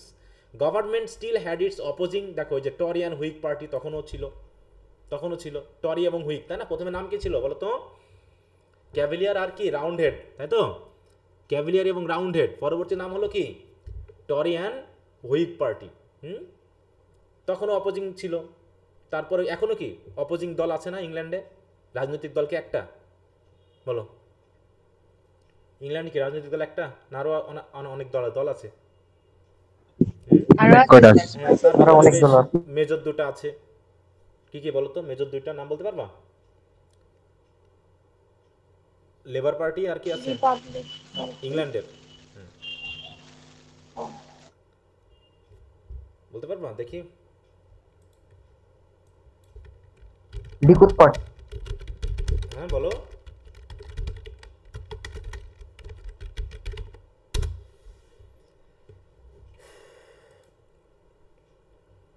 এই যে কনজারভেটিভ অ্যান্ড, এখানে অনেকগুলো আছে, তার ভিতরে দুটা মেজর হচ্ছে এই দেখো হুইগ এবং টরি থেকে, কিন্তু হ্যাঁ দেখো এর ভিতরে কোথায় গেল লেবার অ্যান্ড কনজারভেটিভ, হ্যাঁ liberal party, liberal party, liberal and conservative, আমি অন্যটা ধরছি, হ্যাঁ লিবারেল অ্যান্ড কনজারভেটিভ, ঠিক আছে? তো দেখে এখানে বলছি by the 19th century the Tories had evolve into the Conservative. তাহলে টরি হয়ে গেল কনজারভেটিভ, তাই তো। টরিরা কাদের ফলোয়ার ছিল? টরি কারা ছিল বলো তো? টরি কি রাজার ফলোয়ার নাকি? রাজার পক্ষে ছিল স্যার। আর হুইগরা ছিল হচ্ছে পার্লামেন্টার, এই যে পার্লামেন্টারিয়ান। তাহলে যারা হুইগ তারা হলো কি লিবারেল, আর টরি হলো কি ওই যা থাকার তাই। Tory had evolved into a Conservative party and the Whigs had evolved into Liberal party. এইভাবে করে কিন্তু আস্তে চেঞ্জ হয়ে গেল। অথচ এটাই এই টরিরা ছিল কি ক্যাভেলিয়ার, তাই না, যারা রাজার ফলোয়ার। আর হুইগরা ছিল কি রাউন্ড হেড, তাই না, পার্লামেন্টের। এভাবে করে আস্তে আস্তে চেঞ্জ হতে হতে বর্তমান যে দলগুলো সেগুলো কিন্তু এখন এসে দাঁড়িয়েছে। আচ্ছা, তাই বুঝতে দেখো and the church was divided into Catholics, Anglicans, dissenters. Dissenter মানে কি? অ্যাংলিকান, ক্যাথলিক মানে না অন্য কিছু। তাহলে ভাগ থাকলেও কিন্তু সামাজিক যে আনরেস্ট সেটা কিন্তু ছিল না। But the growing social life offset many antagonisms producing at least the outward impression of peace and unity. Nearly every writer of the age busy দেখো busied himself with religion as well as with party politics, যারা আগে busy ছিল আর কি। The scientist Newton as sincerely as the churchman Barrow, the philosophical Locke no less earnestly than the evangelical, মানে কি সেটা scientist হোক, সেটা হচ্ছে তোমার ফিলোসফিক্যাল লোক হোক, তাই তো, বা সে রিলিজিয়াস ম্যান হোক, সবাই মোটামুটি দেখুন। But nearly all tempered their zeal with moderation, মানে অত বেশি এক্সট্রিম ছিল না।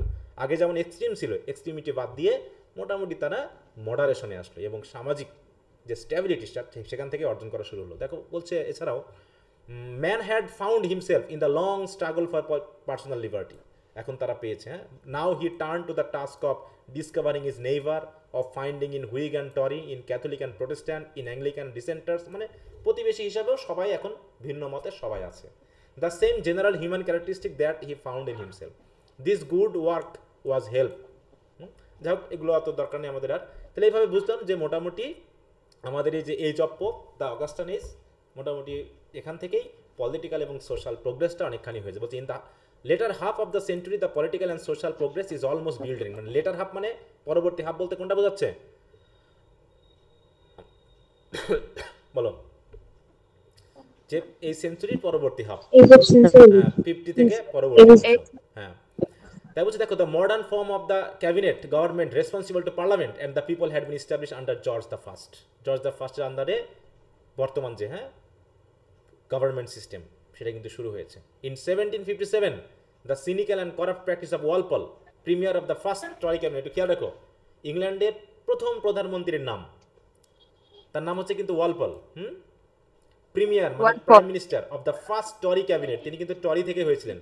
War replaced by the more enlightened politics of Pitt হচ্ছে আরেকজন প্রধানমন্ত্রী। হ্যাঁ, আমরা যদি একটু দেখি এখানে কি বলে দেখো,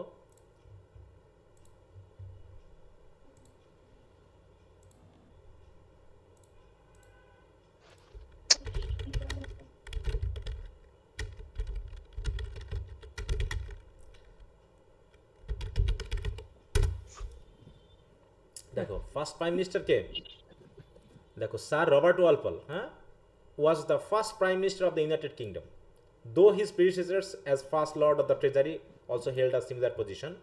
এইটা তারপর হচ্ছে আমরা যদি বলি সেকেন্ড কে হবে তাহলে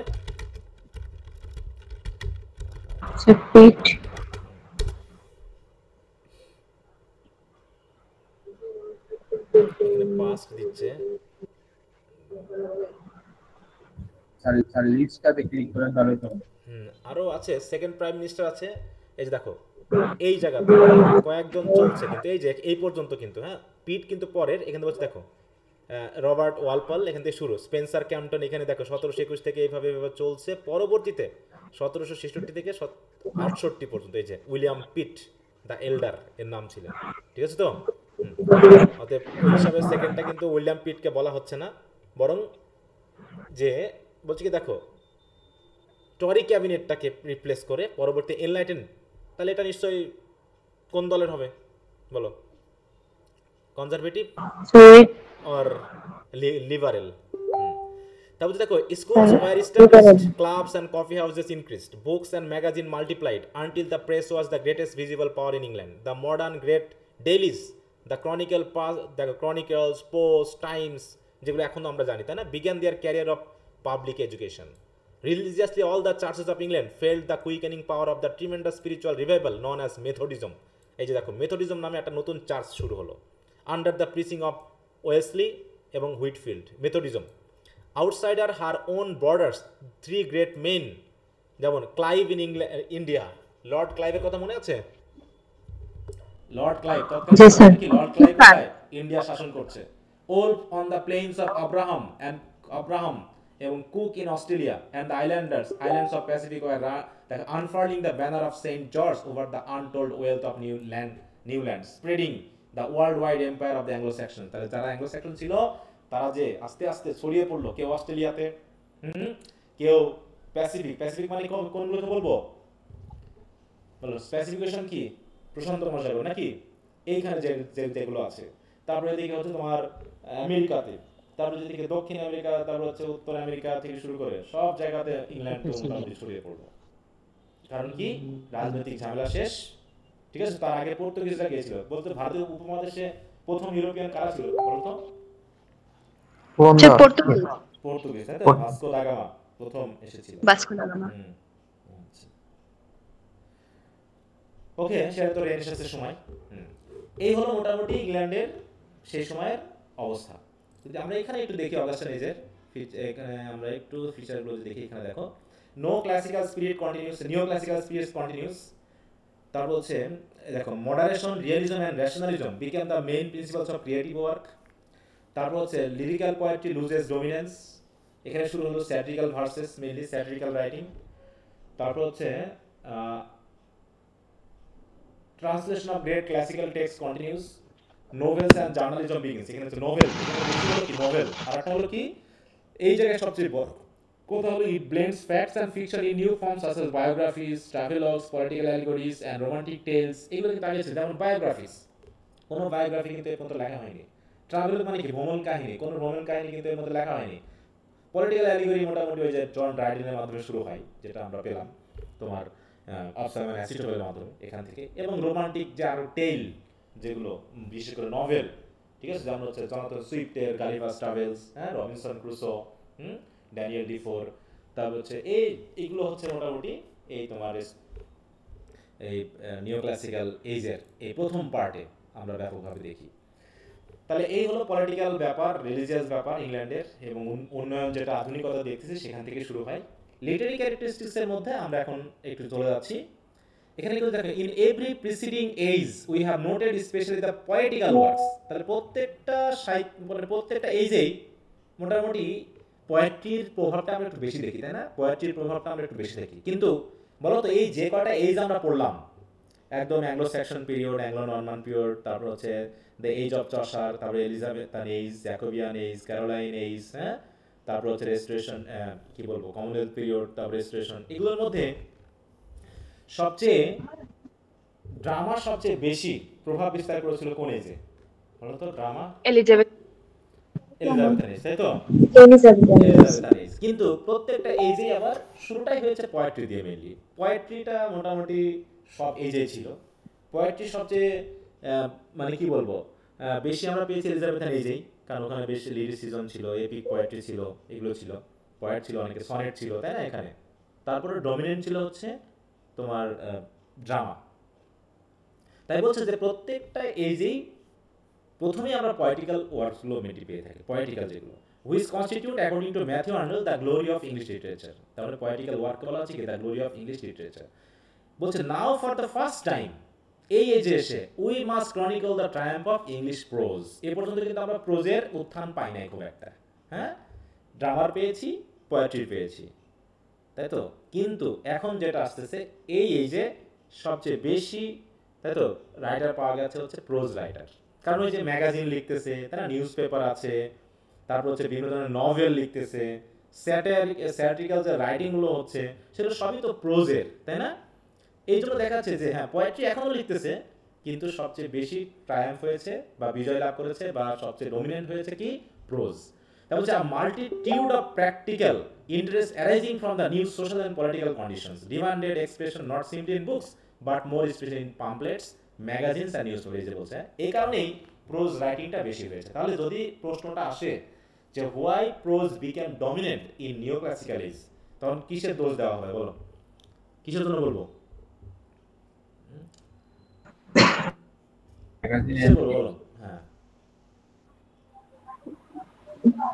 নিউজপেপার, ম্যাগাজিনের, তাই তো, উত্থানের কারণে, তাই না? আমরা এটা বলতে পারি না, বলো? প্যাম্পলেটস, ম্যাগাজিনস এবং নিউজপেপার। হ্যাঁ, এগুলো যেহেতু কি হচ্ছে, এগুলো সেই সময় সৃষ্টি হয়েছে, তাই না? With the creation of pamphlets, magazines বা publication of magazines and newspapers, হ্যাঁ, prose became the necessary writing style, হ্যাঁ, টু দেখো, to express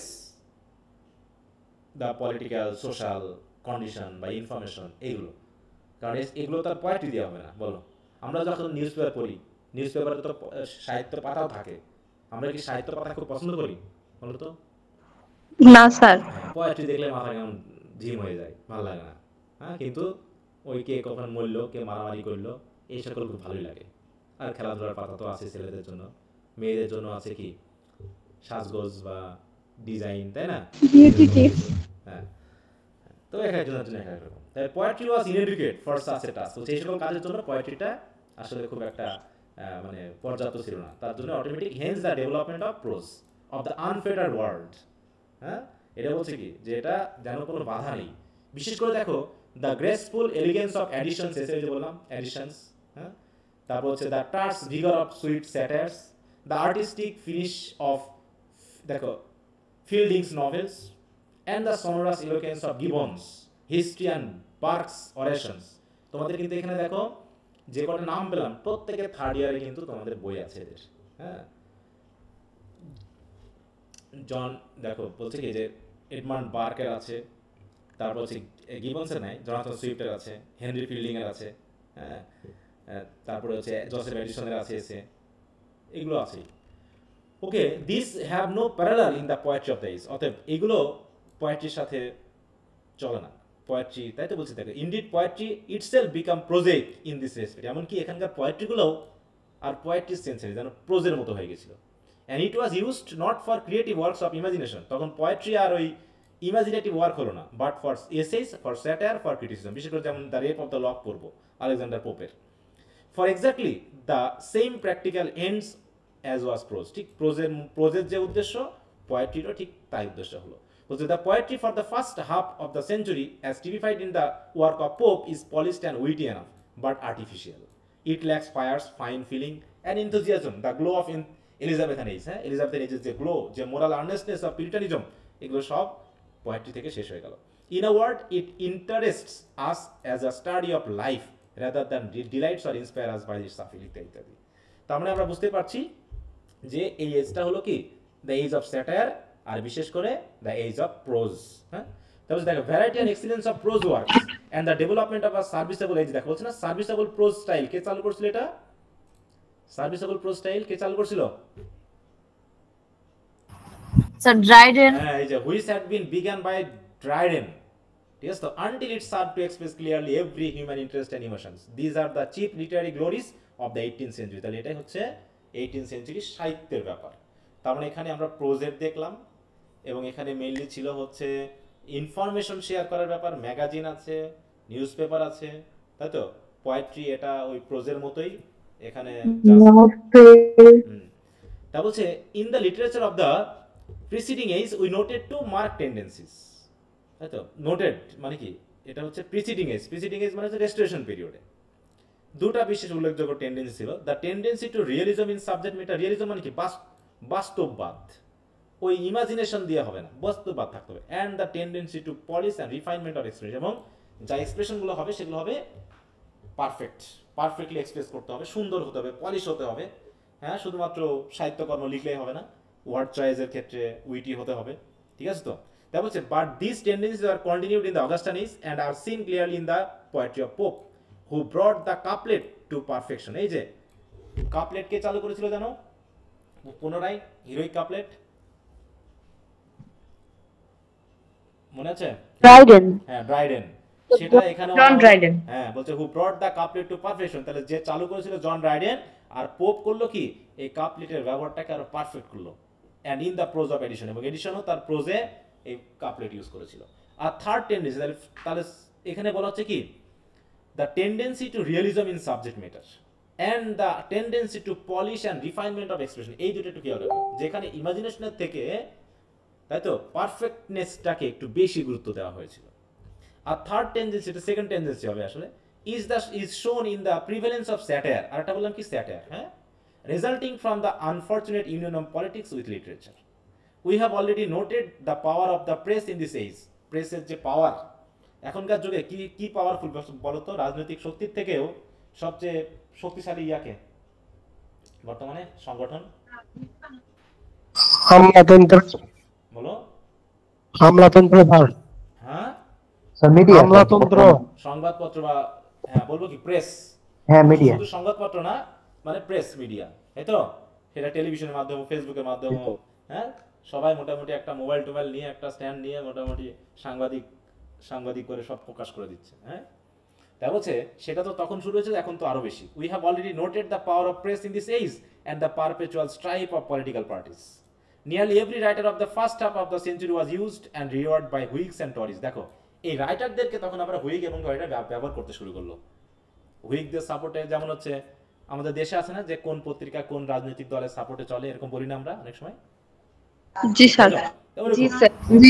for satirizing their enemies, বিশেষ করে তাদের এনিমিকে স্যাটারাইজ করার জন্য হুইগরা করে টরিদের, টরিরা করে হুইগদের, এইভাবে তারা নিজেরাই এরকম প্রেস চালাতো। And for advancing their special political interest, Pope was the marked exception, শুধু পোপ আলাদা। But he nevertheless followed the prose writings in using satire too largely in his poetry. অর্থাৎ তিনি প্রোজ লেখেননি, মানে প্রোজ লিখলেও তিনি mainly তার পোয়েট্রিতে satire ওয়ার্কটা বেশি করেছেন। Now satire, that is the literary work which searches out the faults of men and institutions in order to hold them up to ridicule. অতএব স্যাটায়ারের কাজ কি? ওই সমাজের কোনো সংগঠন, কোনো রাজনৈতিক দল, কোনো ব্যক্তি বা কোনো প্রতিষ্ঠান যদি তার কোনো ফল দেখা গেছে সেগুলোকে সরাসরি না হোক, তাই তো দেখে বলছে কি একটু ইনডিরেক্টলি তারা সাহিত্যকরণের মাধ্যমে রিডিকুল করেছে, এবং is at best a destructive kind of criticism. A satirist is like a laborer who clears away the ruins and rubbish of an old house before the architect and builders begin on a new and beautiful structure. দেখো একজন স্যাটারিস্টকে বলা হচ্ছে কি একটা লেবারারের মতো। সে কি করে? একটা বিল্ডিংকে, পুরনো একটা বিল্ডিংকে নতুন করে আর্কিটেক্টরা বা বিল্ডাররা এসে নতুন করে বিল্ড করার আগে তার উপরে যে সকল ছ্যাদলা পড়ে যায়, তাই তো নষ্ট হয়ে যায়, সেগুলোকে ঘষে মেজে চকচক করিয়ে দেয় একজন লেবারার। তাহলে স্যাটারিস্টের কাজ হচ্ছে কি এরকম মানুষের যে সকল ভুল ত্রুটিগুলো আছে সেগুলোকে তুলে ধরার মাধ্যমে সেগুলোকে পরিষ্কার করা, ঠিক আছে? এই কাজ বলছে the work may sometimes be necessary but it really arouse our enthusiasm. While the satires of Pope, Swift and Addison are doubtless the best in our language, we hardly place them with our great literature. কারণ এগুলো great literature বলা হচ্ছে। তবে সুইফটের যে Gulliver Travels, পোপের the rape of the law, এগুলো কিন্তু অবশ্যই উল্লেখযোগ্য। আচ্ছা, একটা নিউজ রাখো, which is always constructive in spirit, তাই গেল। আচ্ছা, তাহলে এই পর্যন্ত কি আমরা পলিটিক্যাল একটু মিউট রাখো গো, কার সমস্যা? স্যার কিটেন মনে হয়। আচ্ছা, কিটেন লিয়াক্স। আচ্ছা, একটু মিউট রাখো। ওকে, তাহলে আমরা দেখলাম যে রেস্ট্রেশন পিরিয়ড পরবর্তী আমাদের যে নিও ক্লাসিক্যাল এজের প্রথম এজটা হচ্ছে the age of Pope or the Augustan age. এখানকার সামাজিক, রাজনৈতিক এবং ধর্মীয় সিচুয়েশনটা তো আমরা মোটামুটি বুঝতে পারছি কিনা বলো? এখানে কি একটু শান্তি শান্তি লাগতেছে না? মানে রাজনৈতিকভাবে বিভাগ কি একটু ঝামেলা মনে হচ্ছে? মানে যে দাঙ্গা হাঙ্গামা কনফ্লিক্ট প্লট? না স্যার, এখন ঝামেলা মুক্ত। হ্যাঁ, ঝামেলা মুক্ত, মানে মোটামুটি একটু মাথা ঠান্ডা একটা পরিস্থিতি দেশের, এরকম একটা বিষয় বিরাজ করছে। আর সাহিত্যের ক্ষেত্রে সবচেয়ে উল্লেখযোগ্য ফর্ম হচ্ছে কি প্রোজ, সাথে সাথে কি স্যাটায়ার, তাই তো? স্যাটায়ার যেহেতু এটা কোনো শুধু জানরা না, এটা সব রাইটিং এর মধ্যে, পোয়েট্রির মধ্যেও স্যাটায়ার অ্যাড করা হয়েছে, প্রোজের মধ্যেও হয়েছে, স্টোরির মধ্যেও হয়েছে, নভেলের মধ্যেও হয়েছে। অতএব এটাকে দ্য এজ অফ স্যাটায়ার বলা হয়। কল্যাণনাথ দত্তের বইয়ে তোমরা যদি ওটা পাও যে এটাকে এজ অফ স্যাটায়ার কেন বলা হয়, আমি একটু দেখি বই বলি।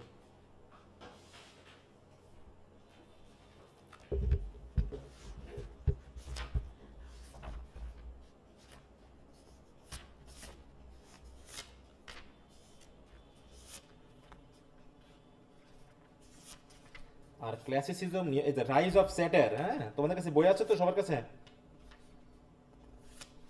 জি sir.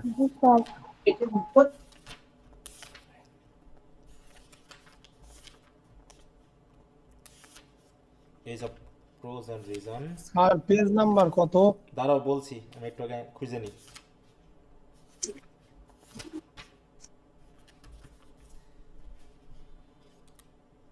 The 18th century is called an age of satire.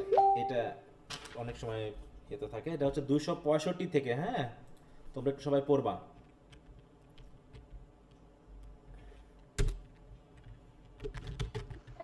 Read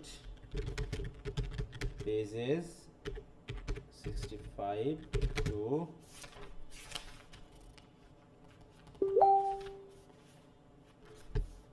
269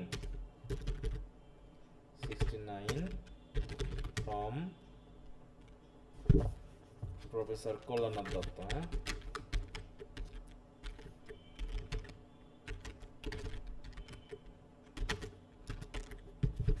এটা একটু এখানে পড়বা, মনে থাকবে? জি স্যার। জি স্যার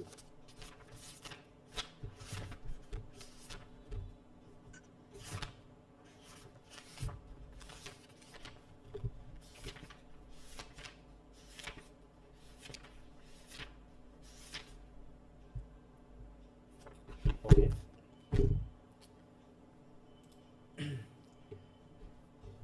এবার হচ্ছে ক্লাসিক এইজ, নিও ক্লাসিক্যাল এইজ, এইগুলো সম্পর্কে আমরা একটু বুঝি। প্রথমে আমরা বুঝি হচ্ছে ক্লাসিসিজম বলতে আমরা কি বুঝি, হোয়াট ইজ ক্লাসিসিজম। হ্যাঁ, ক্লাসিসিজম বলতে আমরা আমরা কি বুঝি বলো তো?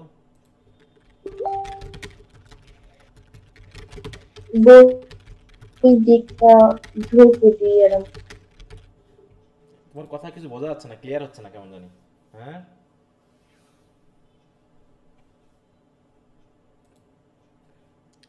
দেখো এটা একটু খেয়াল রাখো, কারণ এটা নিয়ে শর্ট নোট থাকবে। ক্লাসিসিজম, নিও ক্লাসিসিজম, এগুলো নিয়ে শর্ট নোট থাকে। হ্যাঁ, দেখো classicism in English literature refers to a movement that revive the style and principles of ancient Greek and Roman literature. ওই যে বলা হলো না যে পুনরায় আমরা সেই গ্রিক এবং রোমান লিটারেচারকে রিভাইভ করার চেষ্টা করা হচ্ছে। তাহলে এটাকে রিভাইভ করার যে মুভমেন্ট, সেটাকে বলা হচ্ছে কি ক্লাসিসিজম, অনেক ক্ষেত্রে নিও ক্লাসিসিজম বলা হয়। It emphasize reason, order and restraint, often drawing inspiration from classical authors and their works. তাহলে এখানে গুরুত্ব দেওয়া হচ্ছে, রিজনকে গুরুত্ব দেওয়া হচ্ছে, অর্ডার মানে কি শাসন, এবং মানে কি সেলফ কন্ট্রোল, যেটা রেস্ট্রেইনড। দিস মুভমেন্ট দেখো কোথা থেকে শুরু হয়েছে, this movement prominent during the 17th and 18th century. তাহলে এটা পড়ছে না আমাদের অগাস্টান এজ। দেখো century specially in the Augustan age, বিশেষ করে অগাস্টান এজ দিয়ে শুরু হয়েছে। Valued clarity, balance and imitation of classical models. ঠিক আছে, যেমন বলছে দেখো adherence to classical forms, classicists favored established forms like epic poetry, tragedies and satires, often drawing inspiration from ancient Greek and Roman writers. এবং তারা বেশি গুরুত্ব দিয়েছে কিসে, emphasise on reason and order. এছাড়া ইউনিভার্সাল থিমস অ্যান্ড ভ্যালুস, তার use of classical allusions, mythology বা history থেকে অনেক পরিমাণে অ্যালিশন ইউজ করেছে। অ্যালিশনটা কি মনে আছে তো, হোয়াট ইজ অ্যালিশন? অ্যালিশন কি মনে আছে? অ্যালিশন বলতে কি বুঝি আমরা? লিটারারি পূর্বের কোনো ঘটনাকে রেফারেন্স। হ্যাঁ, পূর্বের কোনো ঘটনা, কাজ বা কারো নামকে রেফার করা, তাই না? The allusion কি, an expression designed to recall something to mind without mentioning explicitly or indirect reference, হ্যাঁ, যেটা আমরা সাহিত্যের ক্ষেত্রে বলতে পারি the practice of making allusion। allusion কি, আচ্ছা এটা তো আলাদা জিনিস, সাহিত্যের ক্ষেত্রে কি বলি হে। দেখো এই যে allusion or alluding is a figure of speech that makes a reference to someone or something by name, হতে পারে তার নাম, তাই না?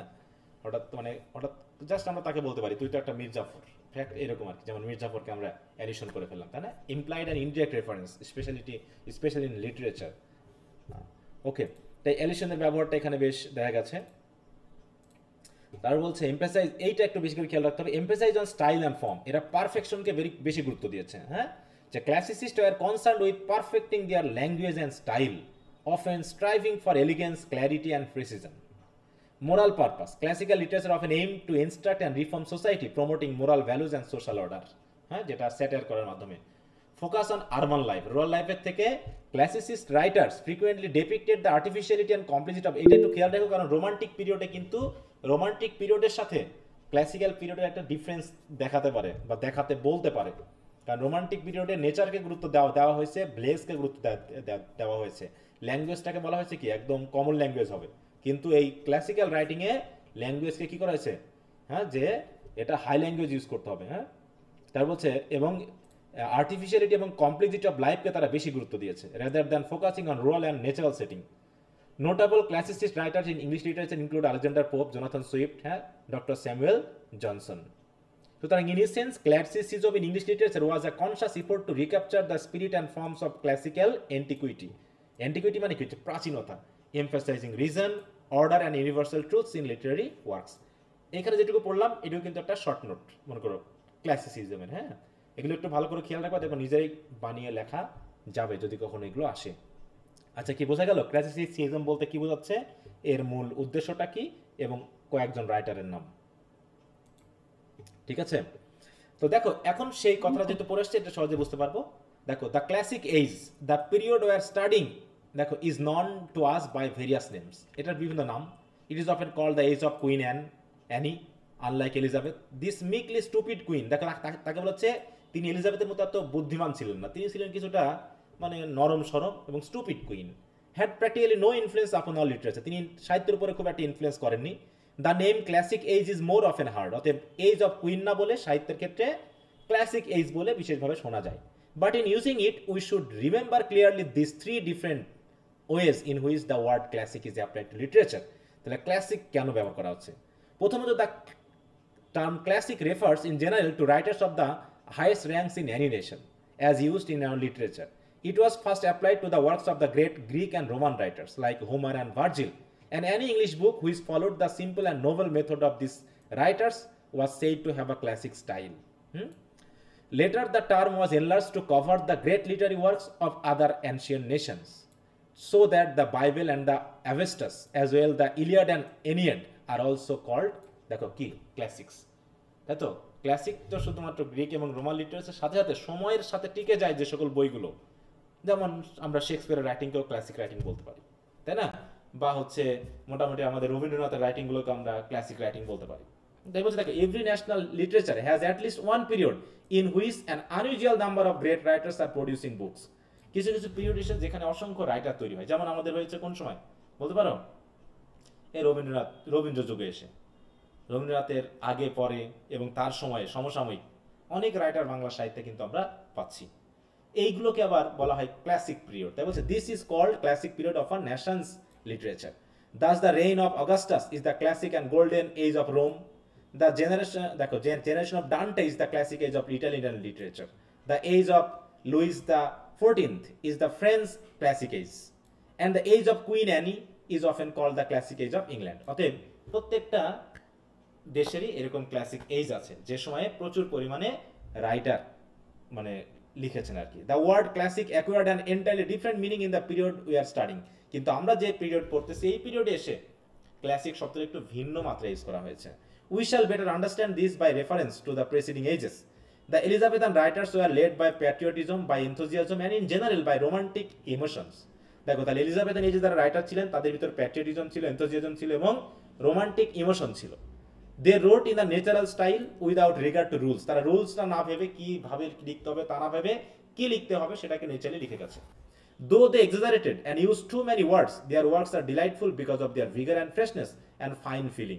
ফাইন ফিলিং মানে সুন্দর একটা আবেগীয় ব্যাপার। In the following age patriotism has largely disappeared, কিন্তু প্যাট্রিয়টিজম শেষ।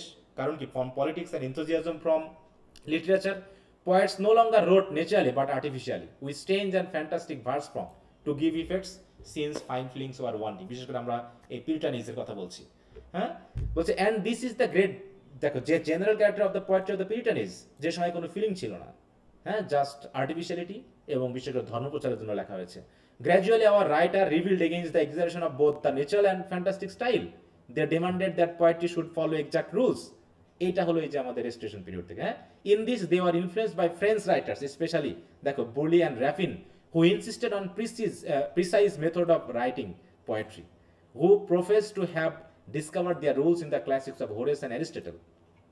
এবং তাহলে কি হচ্ছে যে ফ্রেঞ্চ রাইটাররা নাকি অ্যারিস্টটল বা হোরেসের কাছ থেকে ক্লাসিক রুলসগুলোকে তারা পেয়েছে, সেগুলো ফ্রেঞ্চ রাইটাররা তাদের রাইটিংয়ে প্রয়োগ করেছে। আর চার্লস দ্য সেকেন্ডের সাথে ঘুরতে গিয়ে মানে পালিয়ে গিয়ে থাকতে থাকতে ওখানকার কিছু ইংলিশ রাইটার তারা ফ্রেঞ্চ রাইটিংগুলো আবার এসে এখানে চালু করা শুরু করেছে। সুতরাং in our study of Elizabethan drama we noted the good influence of classic movement in insisting upon that beauty of form, definition of expression which characterized the dramas of Greece and Rome. And in the works of Dryden and his followers, we see a revival of classicism in the effort to make English literature conform to rules established by the great writers of our nations. কি কথা বুঝতে পেরেছো? মানে মূল কথা হলো classicism মানেই ঠিক সেই গ্রেট রাইটাররা যে রুলস এবং রেগুলেশনস ইউজ করতো সেগুলোকে ব্যবহার করতে হবে। এখানে দুটো জিনিসের অভাব বেশি হচ্ছে, কি কি বলতো? একটা হচ্ছে ন্যাচারাল স্টাইল আসছে না, আর্টিফিশিয়াল স্টাইল হচ্ছে। আর হচ্ছে কি ফিলিং এর থেকে কি বেশি গুরুত্ব দেওয়া হচ্ছে? ইমাজিনেশন বা ফিলিং এর থেকে ইন্টালেক্টকে, উইটকে বেশি গুরুত্ব দেওয়া হচ্ছে। এই দুটা কি? অতএব তাদের রাইটিং হয়ে গেল কি ফর্মাল এবং আর্টিফিশিয়াল। দেখো, so our writer lost individuality and become formal and artificial. The general tendency of literature was to look at life critically, to emphasize intellect rather than imagination, the form rather than the content of a sentence. অতএব সেন্টেন্সের কন্টেন্টের চেয়ে তারা সেন্টেন্সের স্ট্রাকচারকে বেশি গুরুত্ব দিচ্ছে, এরকম ভাবে তারা আর্টিফিশিয়াল হয়ে উঠলো। সুতরাং হচ্ছে this is what is often meant by the classicism of the age of Pope and Johnson. এই জন্য একে ক্লাসিসিজম বলা হচ্ছে। আর আরেকটা বিষয় হলো একে সরাসরি ক্লাসিক্যাল বলা হচ্ছে না, কারণ কি দেখো, in a word the classic movement had become pseudo classics. Pseudo classic মানে হচ্ছে কি ভান, দেখো a false or sham classicism. কারণ কি ওই হোমার বা অ্যারিস্টটল কি সরাসরি ফলো করা সম্ভব? তারা যেমনটা পেয়েছিল তেমনভাবে কি লেখা সম্ভব? বলো তো, বলো। তুমি যদি শেক্সপিয়ারকে ফলো করো, তুমি কি শেক্সপিয়ারের মতো লিখতে পারবা? নিশ্চয় তার কাছাকাছি হবে, বা তুমি তাকে ফলো করছো, কিন্তু তুমি নিজে হতে পারো। তাই বলছি it refers to the critical and intellectual spirit of many writers, to the fine polish of their heroic couplets and the elegance of their prose, and not to any resemblance, দেখো resemblance which their works bears to true classical. মানে কি true classical লিটারেচারে যে ধরনের ব্যাপার ছিল তাদের রাইটিংয়ে সেগুলো আসেনি। তাই তাদেরকে আমরা পুরো ক্লাসিসিজম না বলে আমরা তাদেরকে সুডো, নিও, ফলস বা শ্যাম ক্লাসিসিজম বলতে পারি। The latter term is now often, দেখো, ইউজ টু ডেনিগ্রেট মানে designate a considerable part of 18th century literature. সুতরাং to avoid this critical difficulty we have adopted the term Augustan age. অতএব neo classicism বা এই জাতীয় না বলে আমরা বলছি Augustan age. A name chosen by the writers themselves who saw in Pope, Addison and Swift, Johnson and Burke the modern paradise to Horace, Virgil and Cicero and all. কারণ এই Horace, Virgil, Cicero ছিল কি সেই অগাস্টানের সময়ে, emperor অগাস্টাসের সময় তারা লিখতো। তার জন্য এই রাইটিং এর স্টাইলগুলো আমরা এখন পোপ, এডিসন, সুইফটের মধ্যে পাচ্ছি, এই জন্য আমরা তাদেরকে বলছি। And all that brilliant company who made Roman literature famous in the days of Augustus. অতএব অগাস্টাস, হ্যাঁ, এম্পারার অগাস্টাসের সময়ে রোমান রাইটার যারা ছিল তারা যে ধরনের রাইটিং স্টাইল ইউজ করেছে তারা সেটা ইউজ করার চেষ্টা করেছে, কিন্তু পারফেক্টলি সেই রকম হয়নি। এই জন্য তাদেরকে বলা হচ্ছে কি অগাস্টান এইজ। সেই নামটা ক্লাসিক্যাল বা নিও ক্লাসিক্যাল এজটা বলা হয়নি, কারণ এর ভিতরে একটু নেগেটিভিটি আছে নাকি। শ্যাম বা ফলস এগুলো কি পজিটিভ কথা না নেগেটিভ কথা? বলো, শ্যাম নেগেটিভ কথা। অতএব নেগেটিভ কথাটা বাদ দিয়ে এটাকে বলা হচ্ছে কি অগাস্টান এজ। Augustan age. আর এই সময় কোন রাইটারের প্রভাব বেশি ছিল যার অনুসারে নামকরণ করা হয়েছে? পোপ, তাই তো, আলেকজান্ডার পোপ। এই জন্য নামটা বলা হয়েছে, দেখো প্রথম নামটাই আসতেছে আলেকজান্ডার পোপ। তো এই হচ্ছে মোটামুটি আমাদের পলিটিক্যাল, রিলিজিয়াস এবং লিটারেরি ট্রেন্ডস অফ নিও ক্লাসিসিজম বা নিও ক্লাসিক্যাল এজের, অগাস্টান এজের। আগামী দিন আমরা মোটামুটি এই এজের যে মেজর রাইটারগুলো আছে সেগুলো নিয়ে কথা বলবো। আজকে আর শুরু করব না, তাহলে আগামী কালকের আমরা দেখবো, ঠিক আছে? তোমরা একটু, আমি যে অংশটুকু দিলাম তোমাদের পড়তে, এই অংশটুকু একটু পড়বা আর এইখান থেকে একটু পড়বা, ঠিক আছে? এই যে ছোট ছোট ব্যাপারগুলো আছে না, এই ব্যাপারগুলো একটু রিডিং দিবা, কারণ এর ভিতর থেকে অনেক সময় ব্রিফ কোশ্চেন এসে যেতে পারে। হ্যাঁ, আরও কিছু কিছু টার্ম আছে যেগুলো আলোচনার বিষয় রয়েছে, সেগুলো আমাদের আলোচনা করতে হবে। আর এই এবিসি এটা পুরোটা তোমরা একটু পড়ার চেষ্টা করবা, পুরোটা একবার করে। হ্যাঁ বলো। স্যার আমাদের কি কালকে সকালে ক্লাস নেবেন বলছেন? সকালে না, সন্ধ্যায় 7টার সময়, সন্ধ্যা 7টায়। আমি মেসেজে লিখে দিব, টেনশন নিও না। স্যার সকাল হলে একটু সমস্যা হয়ে ঘুম থেকে উঠতে পারি না। ঘুম থেকে উঠতে হবে, তাহলে তো সকালে নেওয়াই ভালো। উপাস হয়ে যাবে। স্যার সকালে নেন তাহলে আলসামিটা একটু কম আছে। রাকিবুল বলে কি, শিহাব আছে নাকি? ক্লাস নিয়ে কোনো অভিযোগ নাই স্যার, যখন নেবেন আমার তখনই পাবেন, কিন্তু সমস্যা হচ্ছে জি স্যার, লাইন পারতেছি না, বুঝছেন? আমি লাইন পড়া পারছি না, 4 ঘন্টা 3 5 4 5, মনে হবে যে আমি মোবাইলে গেম খেলি, ওই জন্য সময় যায়। আসলে তা নয়, ওই ধরেন পড়া পারি না, নাহলে করি আমি নাকি, কিন্তু আপনি বিরক্ত হয়ে যান আমার পর, বুঝি বিষয়টা। না পড়তে থাকো, পারলে আপনাকে আমি একবার আমি ঝামেলা করতাম না স্যার, বুঝছেন? আমি পড়া পারি না, বাংলা পড়ার প্রতি আমার হেভি ইন্টারেস্ট। মানে তোমার বই ধরলে, তাহলে তোমার বাংলা সাহিত্য নিলেই তো হতো, তুমি ইংলিশ সাহিত্য নিতে গেছো কেন? আর শোনে ওই দাঁড়ি থেকে কয় যে ইংরেজি ভালো, এই হ্যান দেন, কিন্তু আমার স্যার বলেছিল, বুঝছেন, যে বাংলা তুই নে বাবু, তাহলে তুই প্রতিদিন 3-4টা করে উপন্যাস পড়া পারবি, তোর হেভি আগ্রহ আছে। কিন্তু বিষয়টা ইংলিশে মনে করলাম যতই ঝড় আসুক টিকে থাকবো, কিন্তু দেখা যাচ্ছে যে আমি ওই মানে লাইন গুলার মানে বার করতে পারতেছি না, না মানে বার করে না পারলে একটা টেস্ট পাওয়া যায় না। অনেকে হাসবে, এই কথা বলে হাসবে। না হাসির কিছু বিষয় নাই, আমি ধীরে ধীরে হবে, অত টেনশন নিও না, অত টেনশন নেওয়ার কিছু নেই, পড়তে থাকো। আর তুমি যেভাবে পারফেক্টলি বুঝতে চাও সেই রকম ভাবে এত পারফেক্টলি বোঝার চেষ্টা করার দরকার নেই, তুমি আস করতে পারলেই হবে। তোমাকে যে লাইন বাই লাইন একটা জিনিস বলি, তুমি যখন বাংলা পড়ো তখন কি বাংলার সেন্টেন্স ধরে ধরে মিনিং করার চেষ্টা করো বলো তো? না স্যার খালি বই আছে। না স্যার, বাংলার ক্ষেত্রে যে বিষয়টা হয়, ধরেন বাংলা একটা সেন্টেন্স পড়ার সাথে সাথে চোখে একটা ছবি ভাসে ওঠে, বুঝছেন? ইংলিশেও যে আসবে, ইংলিশেও ইংলিশে কিন্তু এই ছবিটা আসে না। যখন ইংলিশে এই বাংলা যে ইয়ে আছে, ধরেন এর বাংলা যেটা আছে আমি পড়ি না যদিও, কিন্তু ওটা আমি কিনে নিয়ে আসছিলাম, কিনে নিয়ে আসি দেখি ওটা তো দেখি ঠিকই মনে থাকতেছে, আসলে ডাক্তার টাক্তার কিছুই নয়, হ্যাঁ হ্যাঁ আসলে পড়া পারছি না, এই জন্য আমার ওই ছবিটা চোখে আসতেছে না, আমি তো বুঝা পারছি না। না, ওইটাই সমস্যা হচ্ছে বুঝা। সমস্যা, যে তোমার এখানে মানে ওয়ার্ডের সমস্যা, ওয়ার্ড মিনিং এর সমস্যা, তাই না? তারপর হচ্ছে ক্লজ ফ্রেজ যেটা ধরে একবারে বোঝার চেষ্টা করা, সেগুলোতে তোমার সমস্যাগুলো আছে বলেই এগুলো। হ্যাঁ মানে গ্যাপ আছে, ইংরেজিতে প্রচুর গ্যাপ আছে, এখানে স্যার এই জায়গায় উঠতে হলে একটু সময় লাগবে। হ্যাঁ বলো। হুম। স্যার একটা কথা বলতাম যদি রাগ না করেন। হ্যাঁ বলো। স্যার আপনি একদিন সময় করে স্যার একটু ক্লোজের ক্লাসটা নিয়েন স্যার। স্যার এটা অনেক রিকোয়েস্ট স্যার। ক্লাস তো তোমার দেওয়া আছে, ক্লাসগুলো তো দেওয়াই আছে, গ্রুপে আছে না?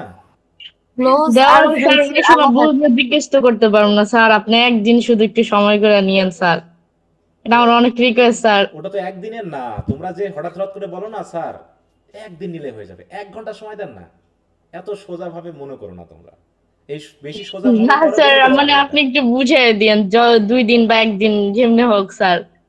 ওটা নিয়ে তো আলোচনা হয়েছে সেই রিডিং স্কিলসে, ওগুলো ক্লাসগুলো কি করো না করোনি?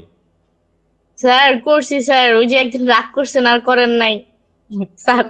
না ওটা তো বললাম যে তোমরা, বললামই তো যে আমি, তোমরা যখন আগ্রহ দেখাও না, মনে হয় যেন সেই ইয়ার মতো, প্যাট্রিয়ট সেই কবিতার মতো, যে কি চাই স্যার, পারলে আমরা আকাশ থেকে চাঁদ পর্যন্ত আপনার জন্য ধরে দিব, হ্যাঁ এরকম ভাবে। তারপর যখন শুরু করা হয়, এই যে তোমাদের ফ্রি হ্যান্ড রাইটিং এর একটা কোর্স শুরু করলাম, সেটাতে স্টুডেন্ট সংখ্যা কত জানো? কত বলো তো? 125।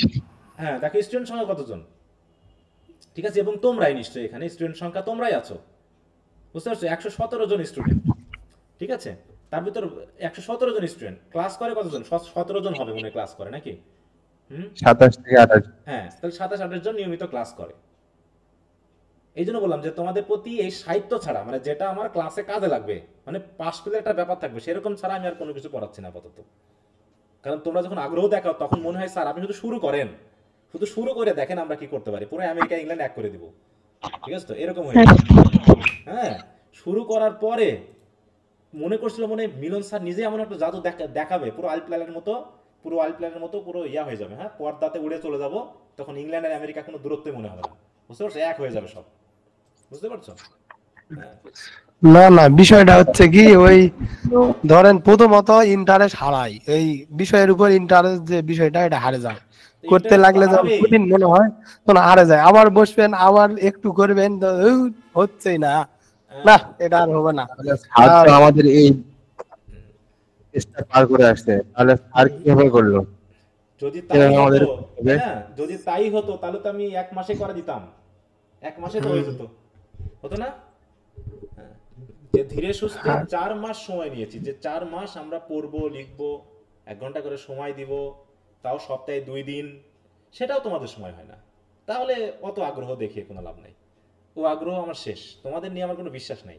ওই সাহিত্যে পড়াতে হয়, পড়ো, পড়লে বোঝো, না বুঝলে যাওগা। আমি এখন এটা বাদ দিছি যে তোমার যদি পড়তে আমার কাছে ভালো না লাগে তুমি যাওগা, আমি ওগুলোর মধ্যে নাই, তোমাকে আমার গুলিয়ে খাওয়ার মতো ক্ষমতা আমার নেই, যদি তুমি নিজে গিলতে না চাও, ঠিক আছে? থাকতে হবে, কষ্ট স্বীকার করতে হবে, প্র্যাকটিস করতে হবে, তাহলেই হবে। আর সবার একরকম হবে তা না, একজন পারতেই পারে, কারণ সে জীবনের শুরুতে পড়াশোনাটা সিনসিয়ারলি করেছে বলে তার কাছে সবকিছু সহজ লাগে। আর কেউ কেউ ফাঁকি মারতে মারতে এমন ফাঁকিবাজ করছো যে এখন আর উঠতে হবে, তার জন্য কি এক একটাতে 100 জন করে ভর্তি হয়, শেষ পর্যন্ত 4th ইয়ার পর্যন্ত থাকে হচ্ছে 25 জন, বাকি তাহলে বাকি 75 জন কোথায় যায় বলো? এটা হচ্ছে ম্যারাথন দৌড়ের মতো, 4 বছরে দৌড় দিবা, 4 বছরে দৌড়ে গিয়ে দেখা যাবে যে অনেকেই পিছনে এমনি পড়ে গেছে, হ্যাঁ আর দৌড়াতে পারতেছে না, হাঁপ লেগে গেছে, পানি তৃষ্ণা লাগছে, পায়ে কাজ করতেছে না, রড টানি ধরতেছে, ঠিক আছে তো? দিয়ে 4th ইয়ারে দেখা যাবে 100 জনের ভিতরে ওই হয়তোবা 15-20 জন পাশ করেছে, তার ভিতরে হয়তো বা 4-5 জন বা 2-1 জন জীবনে সাইন করবে, বাকিগুলো শেষ। এটাই হচ্ছে আমরা দেখতে পাচ্ছি, বুঝতে পেরেছো? বাইরে লেগে যাবে ডালে ডালে ডালে ডালে, এটা কিচ্ছু করার নেই। একজনের হ্যাঁ বলো। না স্যার, আপনি শেষ করেন, আমার একটা ছোট একটা প্রশ্ন ছিল। হ্যাঁ বলো, সমস্যা নেই, তুমি বলো। স্যার, ইমপ্রুভমেন্টের জন্য 2টা সাবজেক্ট যদি ফর্ম ফিল আপ করছি, তো আমি যদি একটা অ্যাটেন্ড করি একটা অ্যাটেন্ড না করি, আমি যেটা অ্যাটেন্ড করবো স্যার ওইটার আমার যদি বাড়ে বা যাই হোক, ওইটার কি সমস্যা হবে কোনো, মানে 2টা অ্যাটেন্ড না করলে?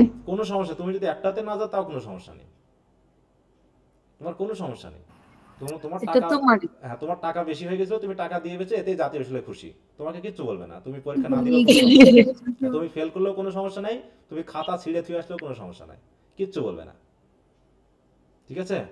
হ্যাঁ, অতএব ভয় পাওয়ার কোনো কারণ নেই, কারণ একবার কুমুরেট করে দিছে। হ্যাঁ যত হয়েছে পরীক্ষা, এখন বাকিটা তোমার ইমপ্রুভ করার জন্য তোমাকে একটা সুযোগ দিয়েছে, এখন তুমি নিলা নিবা না নিবা তাতে জাতীয় বিশ্ববিদ্যালয় কিছু করবে না তোমার। হ্যাঁ, তবে ইমপ্রুভমেন্ট দেওয়াটা ভালো, একটু প্রিপারেশনে দিলে কিছুটা বাড়ে, যেটা এক গড় রেজাল্টে তোমাকে হেল্প করতে পারে পরবর্তীতে। আচ্ছা, তো ঠিক আছে, তো সবাই ভালো থাকো। আগামী কালকে তোমাদের সন্ধ্যার সময় ক্লাস হবে, সবাই একটু যুক্ত হবে। হ্যাঁ, ওকে, তো বাই, সবাই ভালো থাকো। স্যার ইমপ্রুভমেন্ট গ্রুপে একটু যদি ওই পার্টির জন্য রেটিং স্কিমের ইম্পর্টেন্ট পয়েন্টগুলো দিতেন। দেওয়া হয়েছে মনে হয়, একটু দেখে নাও। আমি যেহেতু সাজেশন ভিত্তিক এখন করতেছি, ওগুলো দিয়ে দেওয়া হয়েছে, আজকে দিয়ে দিয়েছি, ওটা একটু খেয়াল করে নিও। আচ্ছা স্যার, আমি দেখতেছি।